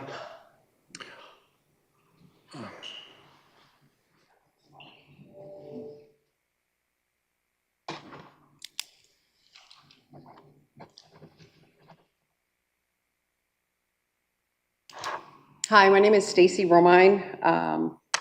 I am friends with a few folks that live in the area that's being discussed. So I just wanted to add a few comments. I get very nervous up here, I apologize. One element of the master plan stated tonight is an objective for residential housing that would be more appealing to maturing empty nesters, which I agree we definitely need here in the township. I seem to recall a zoning appeal about 1.5 years ago or so for a property on Ann Arbor Road. I believe it might have been near McClumpha. And this was proposed to be zoned to have multiple condo units that would have had a similarly proposed need, met a similarly proposed need, and that was declined. In that scenario, residents near that property did not support the proposal, and the board denied the appeal. I know this is a simplification that I'm stating, but I ask that the board how these land use decisions and exceptions are made. Tonight and at prior meetings that I've been to, the residents are expressing their concerns about this new sparse development and their effects on traffic and lighting and property space. I hope the board will take all of these comments into equal consideration as they did the prior zoning appeal that was declined, seemingly because the residents weren't in favor of that one. So thank you for your time. Okay. Thank you. Anybody else?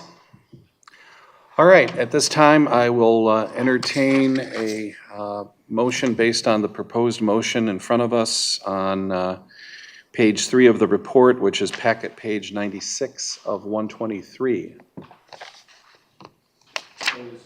Looking for a motion. Well, I am. Normally, we have something where you would either have one for deny or one for. You can make any motion you want. Or none at all. Is that correct, Mr. Bennett? Don't you want a decision tonight, right? Is that right, Laura? No, I've asked Mr. Bennett a question, so Mr. Bennett, could you answer my question The first? board does have to make a decision. Okay. Say again? The board has to make a decision.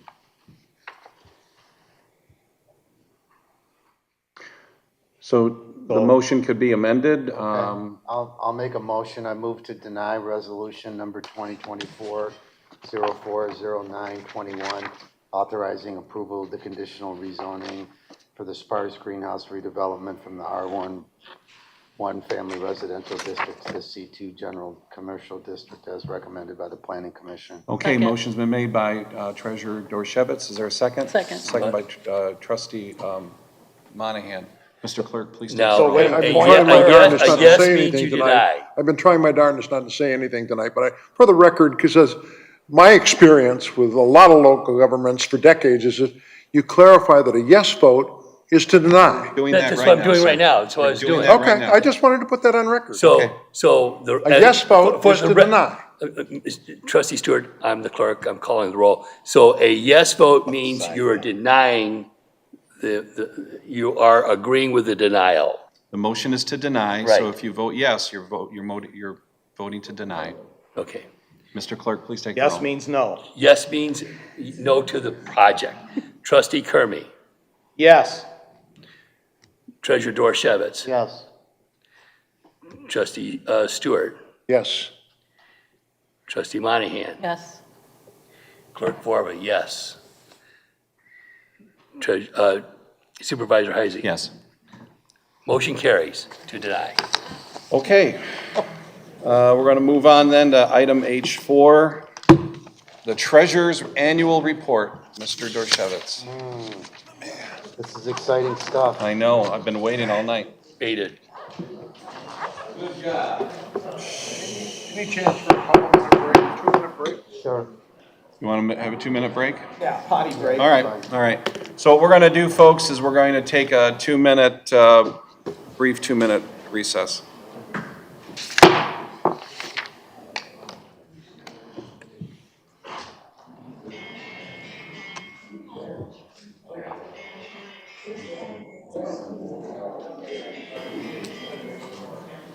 Is that guy on a different planet or what?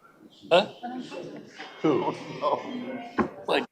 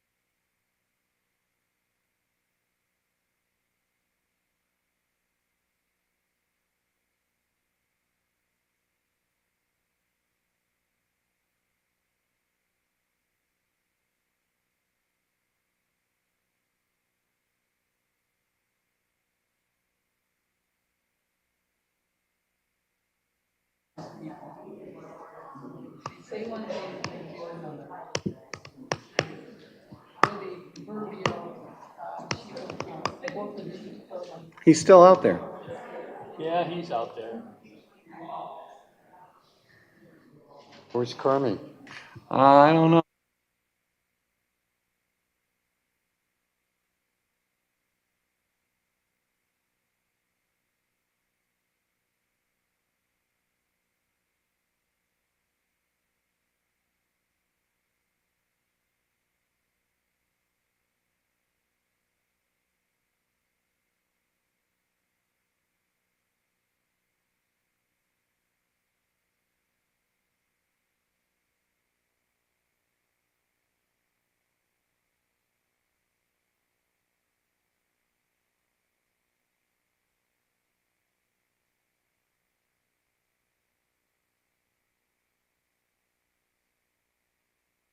less and less likely that we're going to.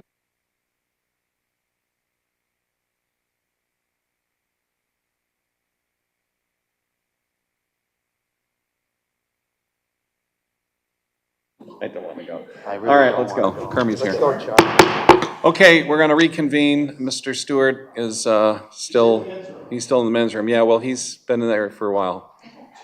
Well, there was a lineup. Oh, yeah, come on. Okay, so we're back. So we're back. Yes, hold on there, Yeah. Bob. And we're going to start with Bob and the treasurer's report. So this is an annual report. That's why it's called the annual treasurer's report. That's annually. And I just kind of. This is your first annual? No, Second, I did it Second last year. annual. So I just picked out some topics that I thought would be in general interest. One of the things that is, important to understand about these three full-time positions is that a lot of times in the public, you see them as policy-making decisions, positions, which they are in part, but most of our days, and my day, is doing administrative work.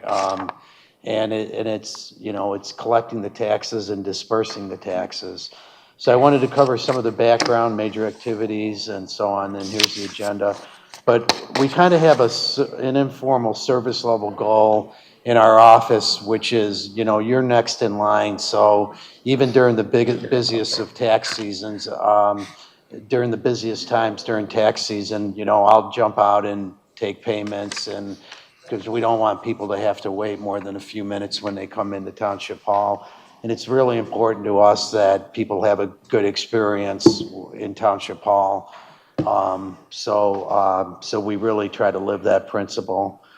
So this next slide, the office is staffed by three and a half people, full-time equivalents. Myself, Amy, who's the deputy treasurer, Claudia, who's the office manager. She's the one that sits on the left when you walk in. And then Carrie, who works part-time. She works over the lunch hours and 3 half days a week, and then fills in when people are on vacation. So like the rest of Township Hall, we're open Monday through Friday, 8 a.m. to 4:30 p.m.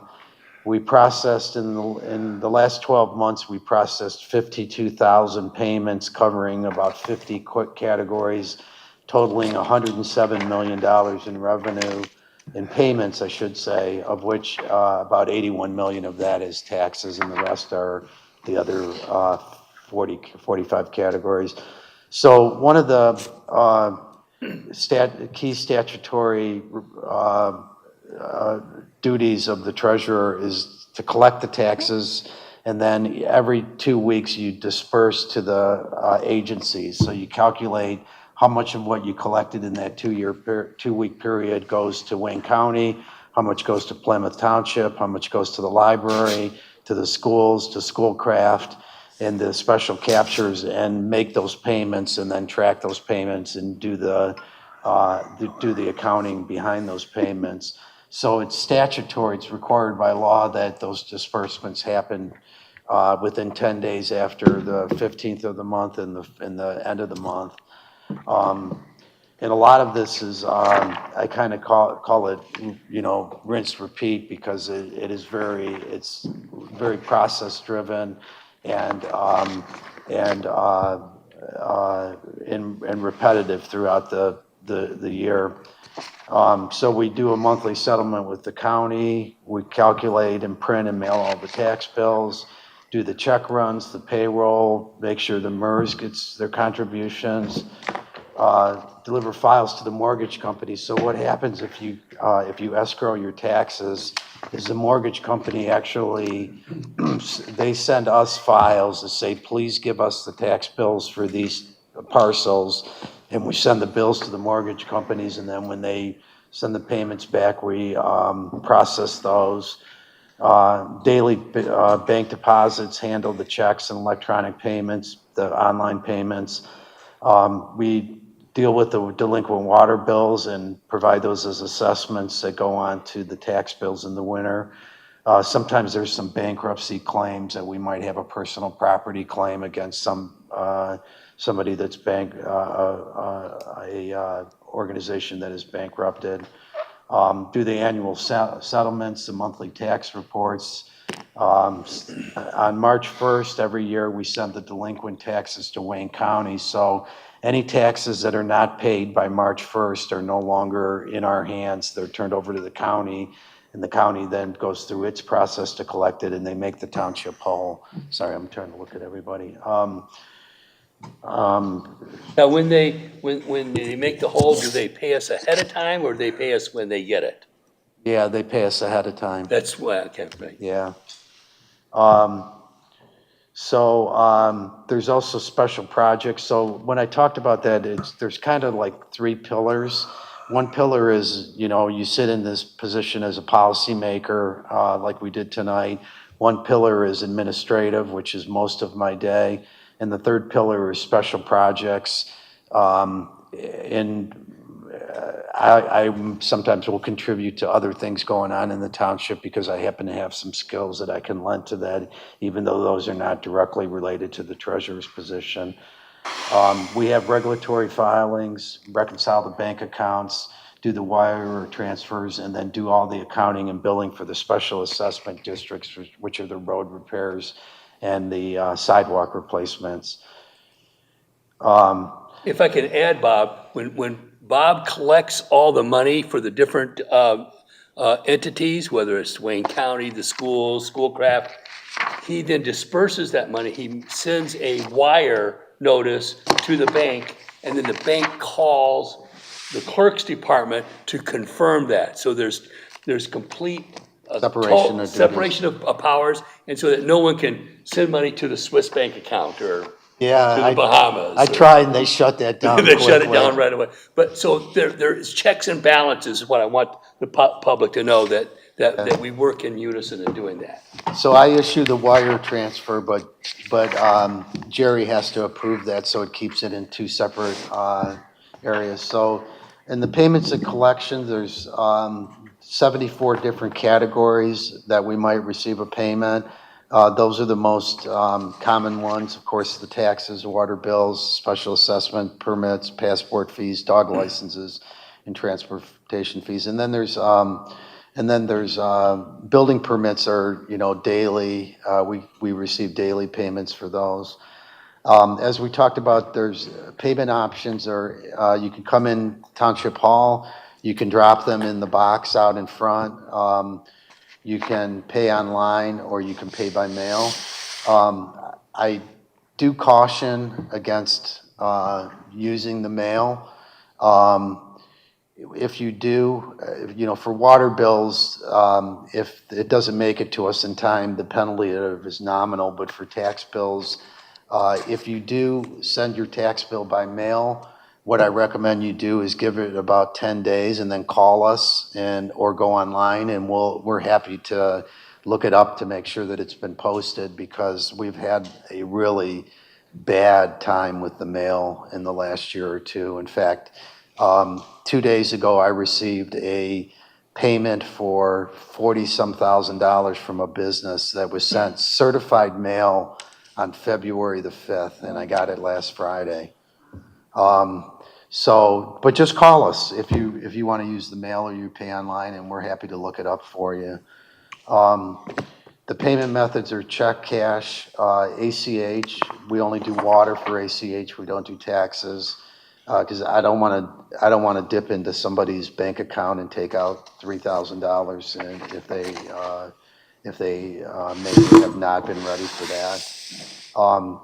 For credit cards and debit cards, there is a 3% fee. That's not the township. That's the credit card processing company. That's how they make their money. We don't get any of that, so they charge that. And the same thing for electronic check. So more people are using e-checks, and the way that works is you go online. If you have your check, you just go online onto our website and enter in the routing number and the bank account number, and it's a $3 charge, and that's pretty popular. But in the summer of 2023, we collected 98.9% of the parcels paid, totaling 99.1% of all outstanding taxes. So we're a community that, less than 1% of our taxes were not paid by March 1st. So those are the outstanding numbers of parcels that were not paid. Of that, cash and checks were 88% of the payments, about $94 million. I guess that's of all the things, not just taxes. 8% pay online and 4% are wire transfers. Those are primarily when we get payments from the state. Bob, that online payments, Yeah, for everything. what percent of that 8.5 million is property tax? I'm gonna say, I don't know that figure off the top of my head, but I might have had it in here somewhere. It's probably about, at least I would say half because of the size of the payments. But of those, most of those are e-checks. They're not credit cards.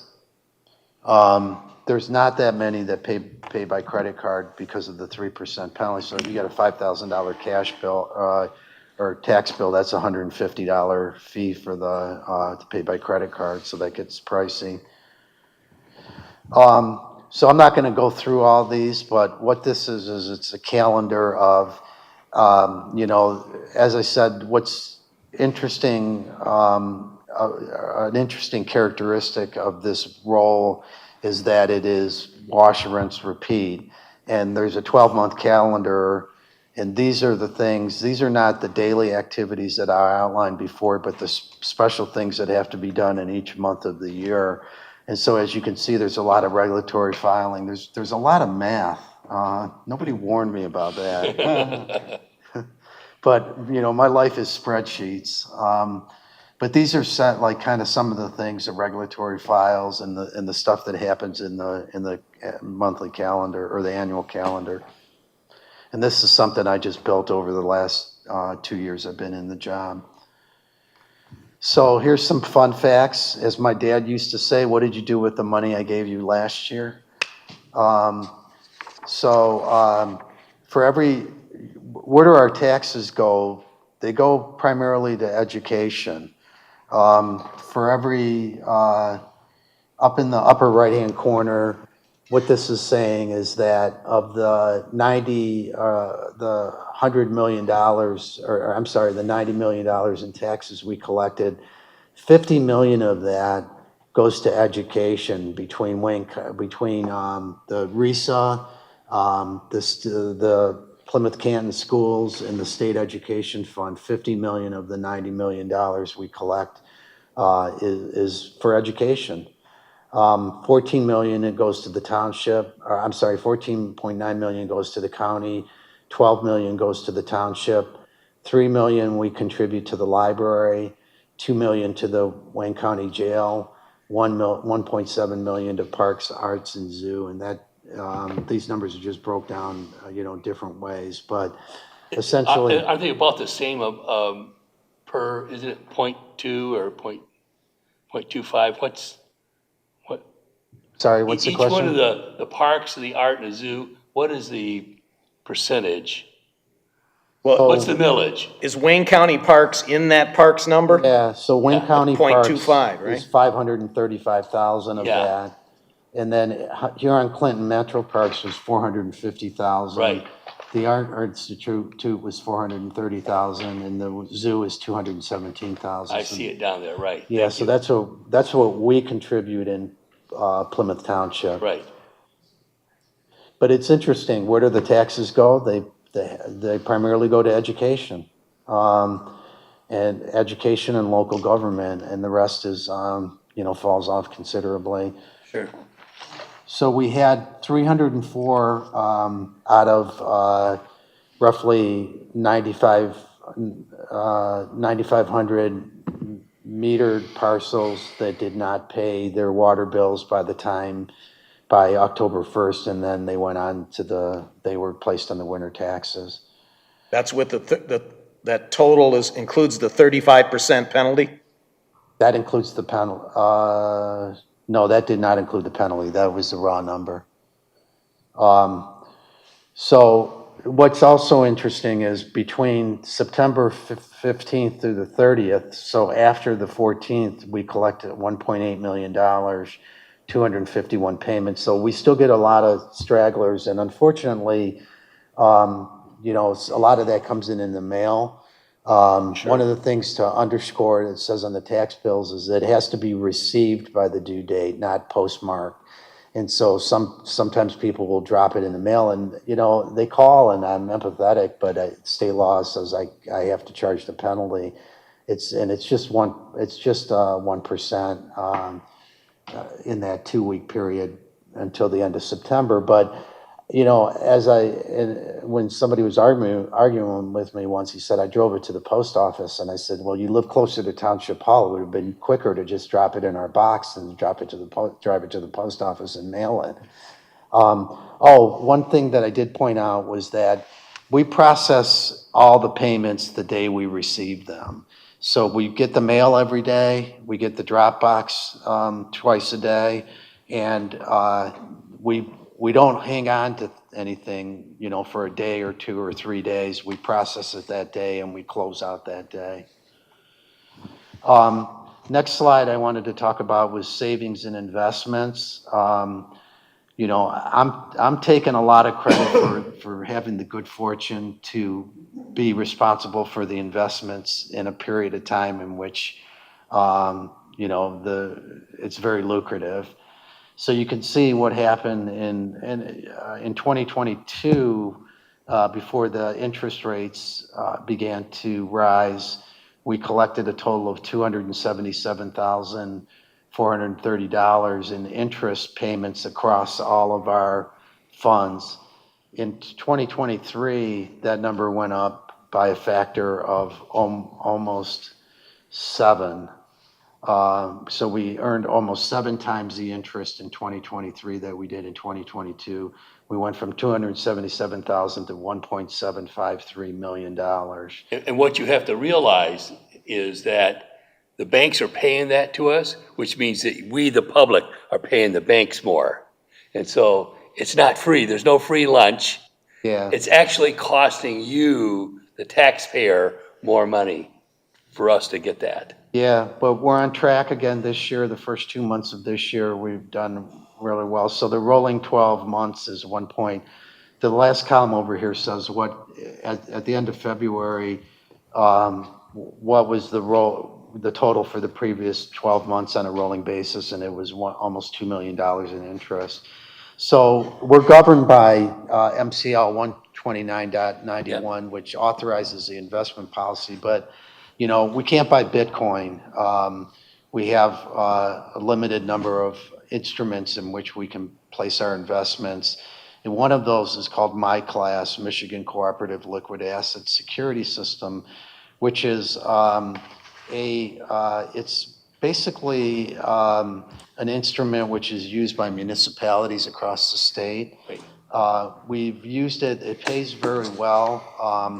The downside of it is that it's kind of heavy in commercial paper, so for that reason, I'm not putting all of our money into it. I've limited, you know, a percentage of what I would put into my class because there's a commercial paper. That's how they're able to pay the 5.2% interest. So you have a choice of how much commercial paper you can buy? That's, you buy shares, their NAV value of 1. And so, but their underlying investments are heavy in commercial paper. What percentage of the fund do you think I think it's in the 60s. 60? Yeah. That's unsecured. Yeah. Right. So this is really popular across Michigan. If you went to the Treasurer's, the annual MMTA conference, which is coming up in 2 weeks, you know, the room is full of treasurers from around the state, and if you ask them to raise their hand how many are in my class, almost everybody does. So that risk is spread out, but it is a warning. The next slide was about MERS. Before we go away from that, yeah, the New York Community Bank problems with their commercial loans, you're taking a good look at that. Yeah, I'm monitoring that. I've sent out some email on that. So what happened, Flagstar was acquired by a bank, New York Community Bank, and they kept the Flagstar branding. So that's, if you've noticed Flagstar, if you're a customer there, they changed all their color schemes and they redid all their branches. But the bank itself is using Flagstar as the brand for all of their banks in the region. And they had some issues at the end of last year, which caused their stock to tank, and it caused them to get some warnings. Part of that was due to their size, because through the acquisition of these additional banks, they grew above a threshold that put them under additional scrutiny. But I think they're okay. I'm watching it. They had enough capital? Yeah. But they just issued a whole bunch of new capital in the last couple of months. Yeah. They've raised more capital. Yeah, they've raised more, so, but they're, again, like anything else, the key is diversification. My goal, we have 5 depositories that were active, and I try to keep those as balanced as possible, so no one of them could take us down. Okay, MERS, defined benefit in OPEB, our funded ratio for MERS, we get, I think it comes out isn't June or July when we get the MERS?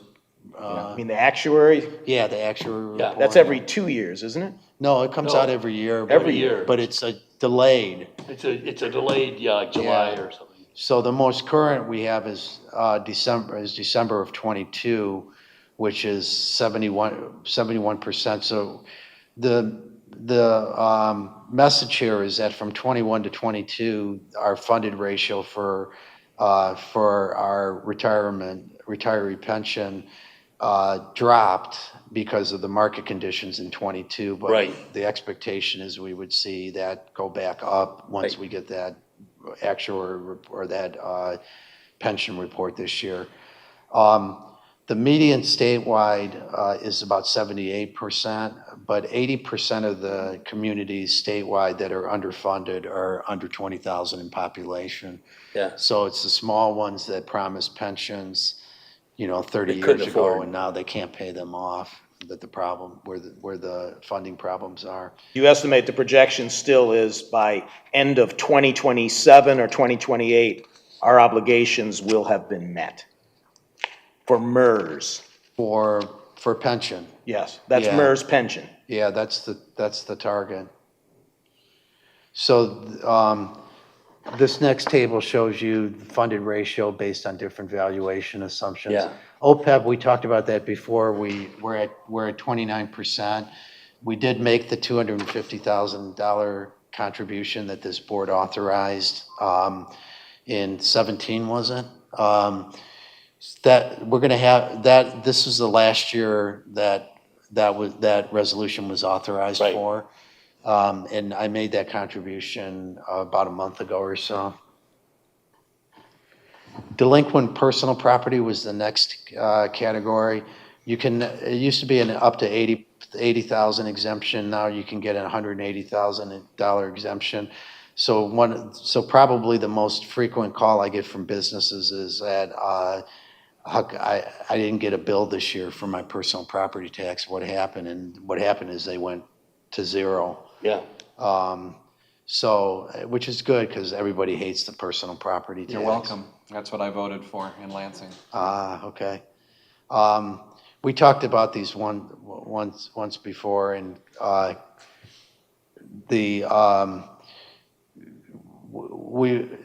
over the last year, we've reduced the outstanding personal property balance pretty significantly. So the 5-year total is like 309,000 right now. Okay. So I'm going to have to go do some write-off and go to court this year. But Sure. there's just not a lot of money because It's not. our share of it is roughly 15%. Exactly. So, it's just not a ton of money. Bob, the small business exemption of 180,000 requires a form once in February every year.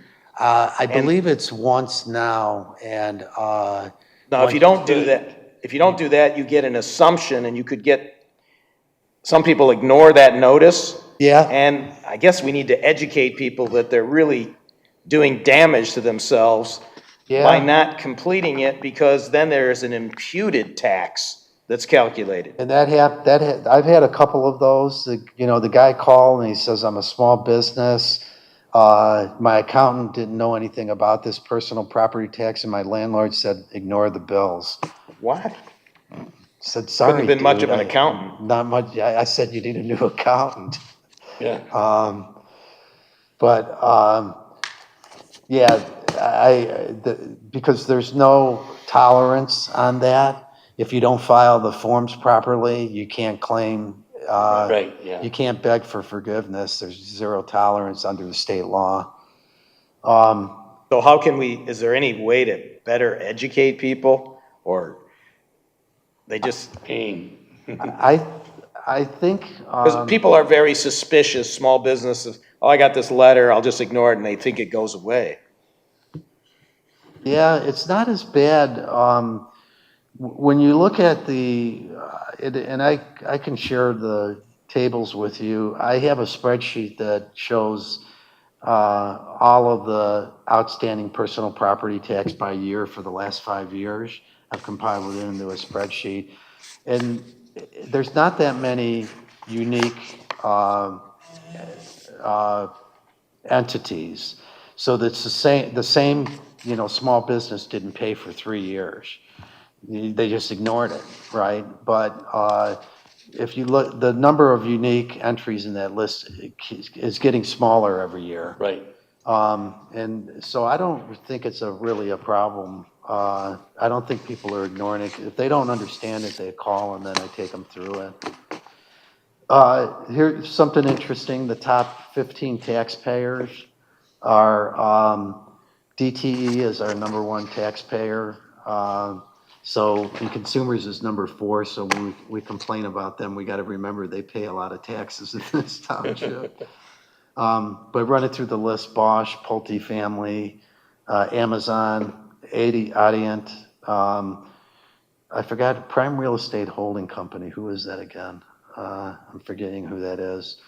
Robert Bosch, DNR Group, they own some properties in the industrial park. Comcast, Allstate Developer, homeowners, these are just the people in transition. That's why that's on there. Number 12 is a whole group of people, 44. That's 44 parcels. What happens is if somebody rescinds they file their affidavit and they rescind it, but the new one that hasn't come in yet, temporarily assessing will put the name of homeowner on there. So anytime you run a report, you'll pull that out of there.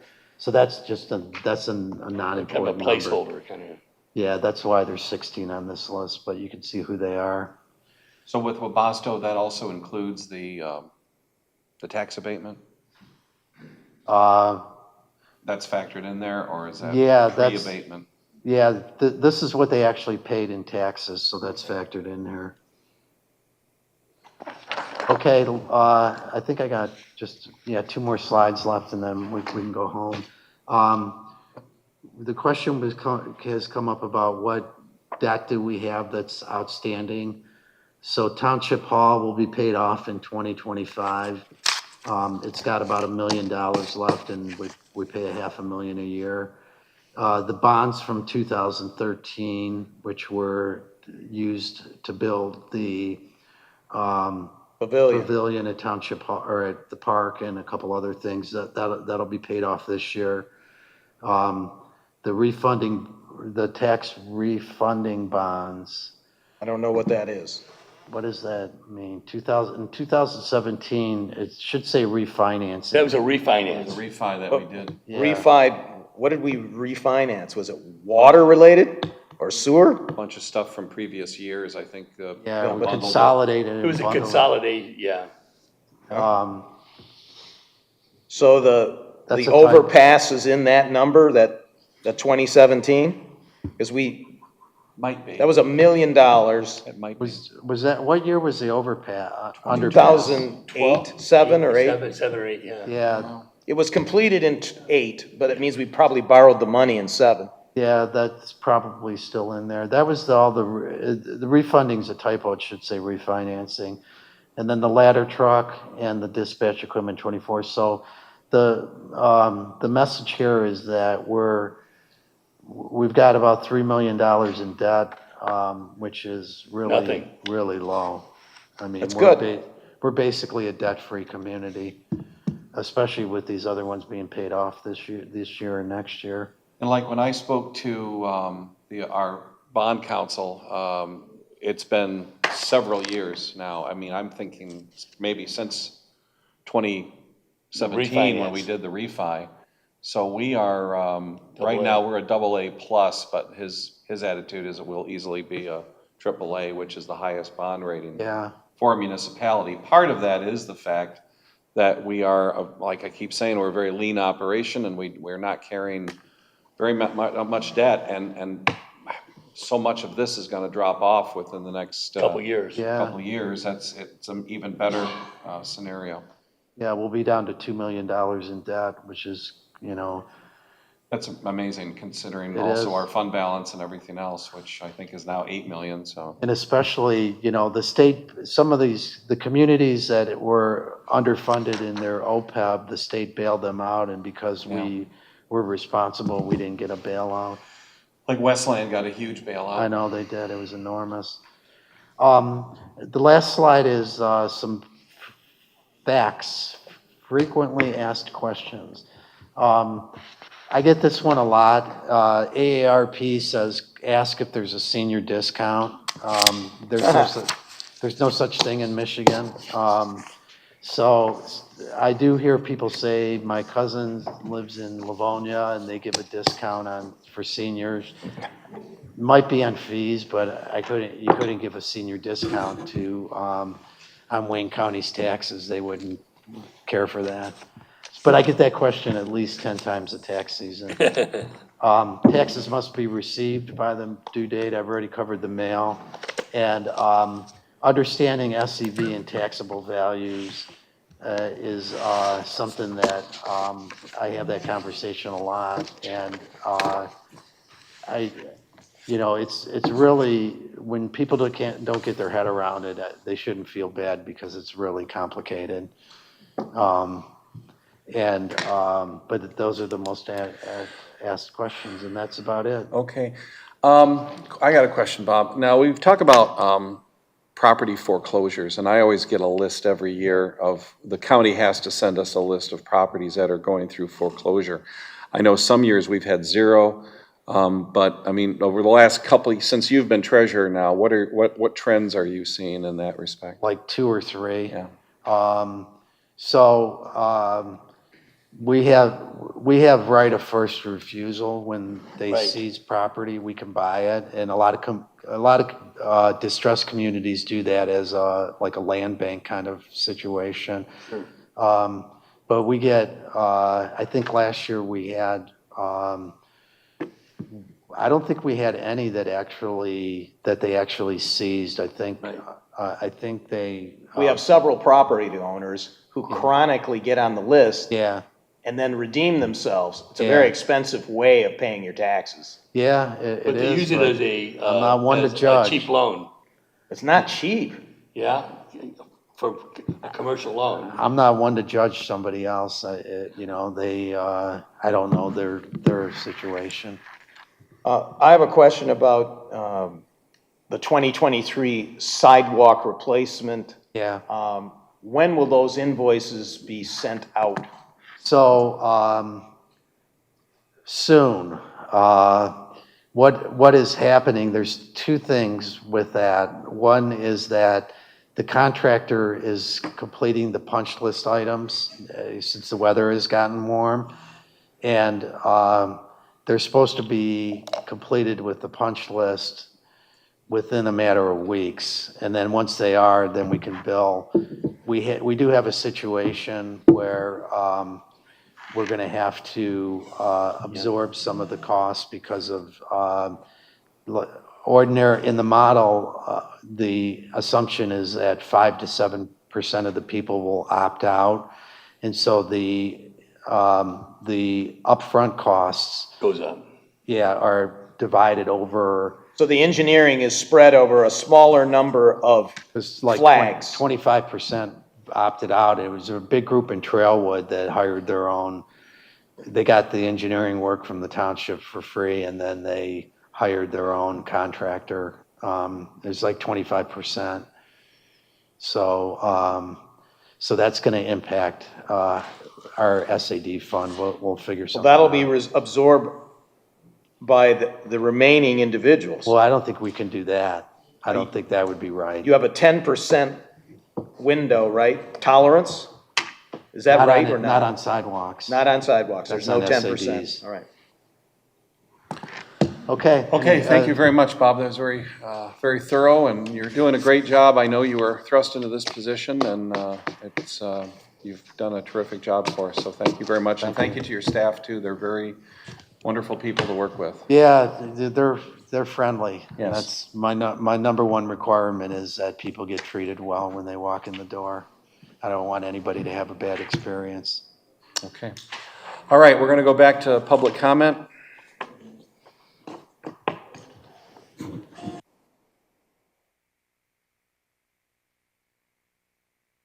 Got to get the clock. Yeah.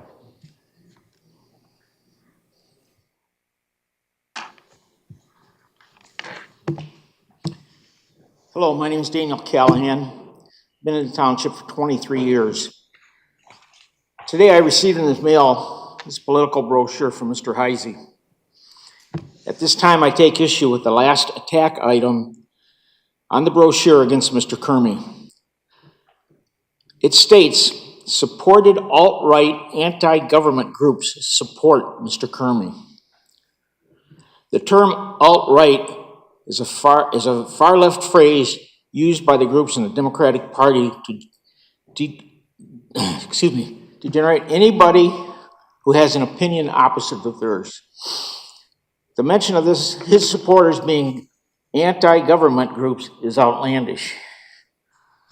I am a conservative Republican, a combat veteran, and I employ my First Amendment rights to free speech and do not like anybody making fringe anti-government anything to me. I, and all Mr. Kermey's campaign supporters reject this disparaging language and demand an apology from Kurt Heisey today. I leave Mr. Kermey to address the other inaccuracies in this terrible, terrible brochure. Thank you. Okay, anybody else?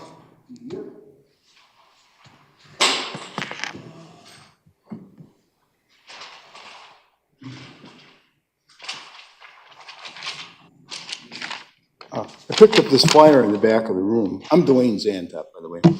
I guess everybody knows me. Picked up this flyer. It's an open house at the fire station, but it's only open to people in the Lake Point subdivision. I don't understand this. Shouldn't it be open to all citizens? Mr. Heisen? I'm not here to, I'll answer that question later on. When is it? It's Saturday. And it seems like Mr. Heisey's the only one going to speak in there. It appears to me it's going to.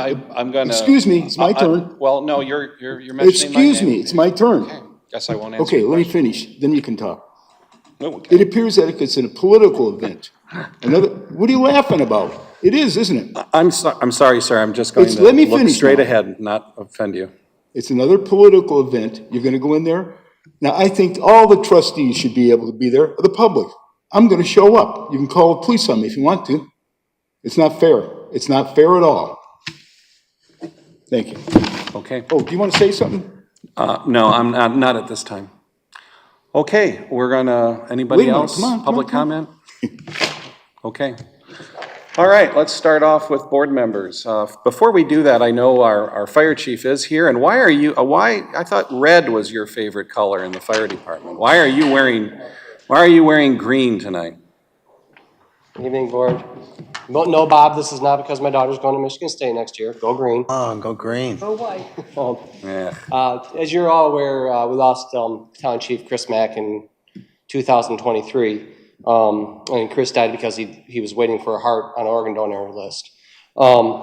April is organ donation month, and green is the color of organ donation for organ donor awareness. So you'll see our firefighters around wearing green shirts in the month of April in Chris's memory. We've paired up with the Billy Moon Foundation, and it's part of, Billy Moon was FDNY firefighter that died in late 2022. And they donated his organs. They harvested his organs, and 4 people are alive today because of that. So the Billy Moon Foundation, their goal is to raise awareness for organ donation. And so far, the local 1496 charity has raised over $1,000 for the Billy Moon Foundation for this fund. So if anyone's interested, they can go to ptfdshop.com and pick up the same shirts the guys are wearing on the line this month. Okay.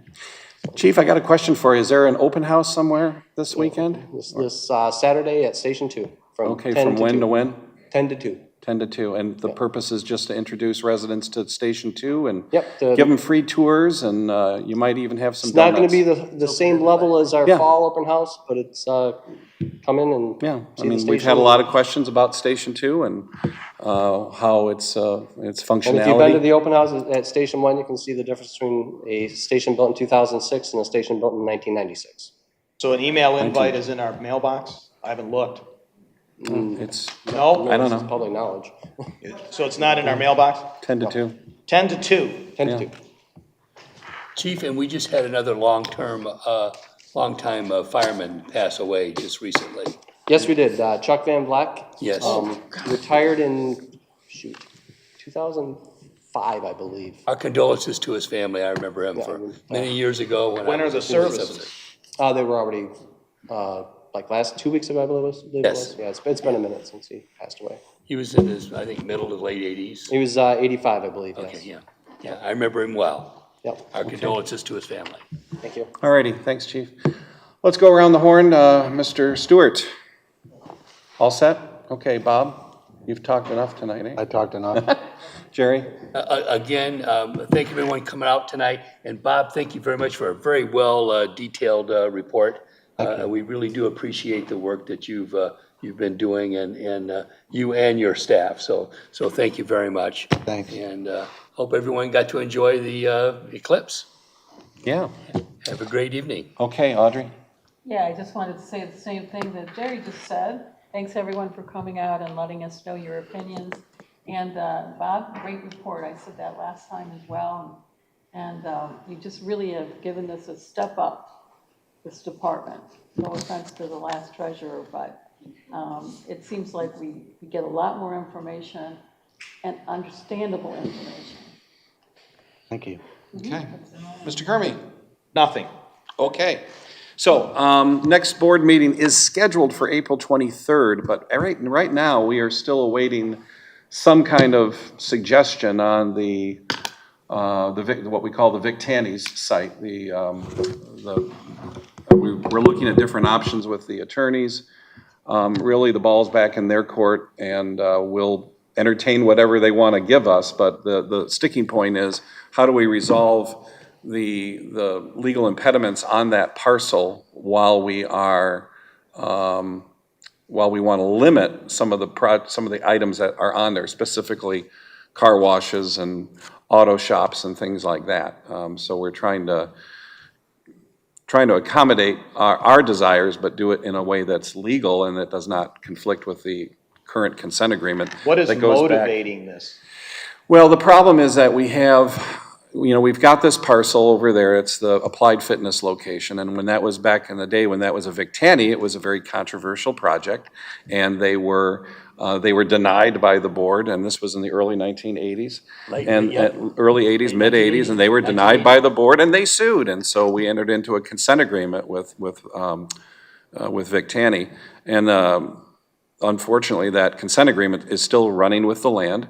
We've heard that term tonight, and so we either have to amend the consent agreement, which the consent agreement is not very well written, and there's a lot of flaws that we would have to address, or we could rezone the site altogether, or we could agree to a conditional rezoning, there's that word again, where we would be able to exclude certain operations from the rezoning. Not exactly. Okay. Under conditional rezoning, the conditions have to unilaterally come from the applicant. Right. So if the applicant does not offer those conditions, then the mechanism that the township would have to focus on would be the consent judgment and modification thereof. So the property owner has requested this. It's not initiated by Plymouth Township. Property owner has to request this. Have they requested it? Not to my knowledge. Not Then why are exactly. we pursuing So it? we're not, because they've been granted permission for a Starbucks from the planning commission, right? In error? Well, the planning commission recommended a conditional rezoning. Yeah. What was the vote on that? 4-3, I think. I would have to look. Yeah, no, I. Neighbors know about this, they've been Yes. notified. Oh, yeah. They've all been there. All done So. appropriately. But I'm just trying to So we're just understand. trying to- What kicked it off? Well, the site was sold, Applied Fitness went out of business, the Right. new owners And then it bought was it. determined that there's a consent agreement that popped up, and said, well, how do we handle Yeah, this? a competitor to the car wash person did the research Right. and figured out that there was a consent agreement. No, that was right? the neighbor. Was It wasn't the competitor. It was the neighbor, It was the okay. neighbor. So anyway, getting back to April 23rd, that was going to be our major item for that night. So there's a possibility we may not have a meeting on the 23rd, just because we may not have anything serious to vote on. So I wanted to mention that. Let me But just- having a meeting just for one item? No, we would not. We would not have a meeting. Then we would just push this Push other it. All item right. to the May session. Okay, so we had a terrific town hall meeting with Eagle last Thursday. Several of you were there, thank you. And we had over 700 people. I'm not gonna, belabor everything, but I did write a letter to Tom Braun at Eagle as a follow-up. All of you have received this electronically. I have hard copies with me if anybody is interested in copies. I've got them right here, and you can take those at your leisure. Otherwise, I'll entertain a motion to So adjourn. just a question, that open house is open to the public, isn't it? Yeah. Yes, everyone. Yeah, okay. Yeah. Okay, motion to adjourn. So moved. Motion by Clerk Forva, seconded by Trustee Monahan. All those in favor signify by saying aye. Aye. We are adjourned.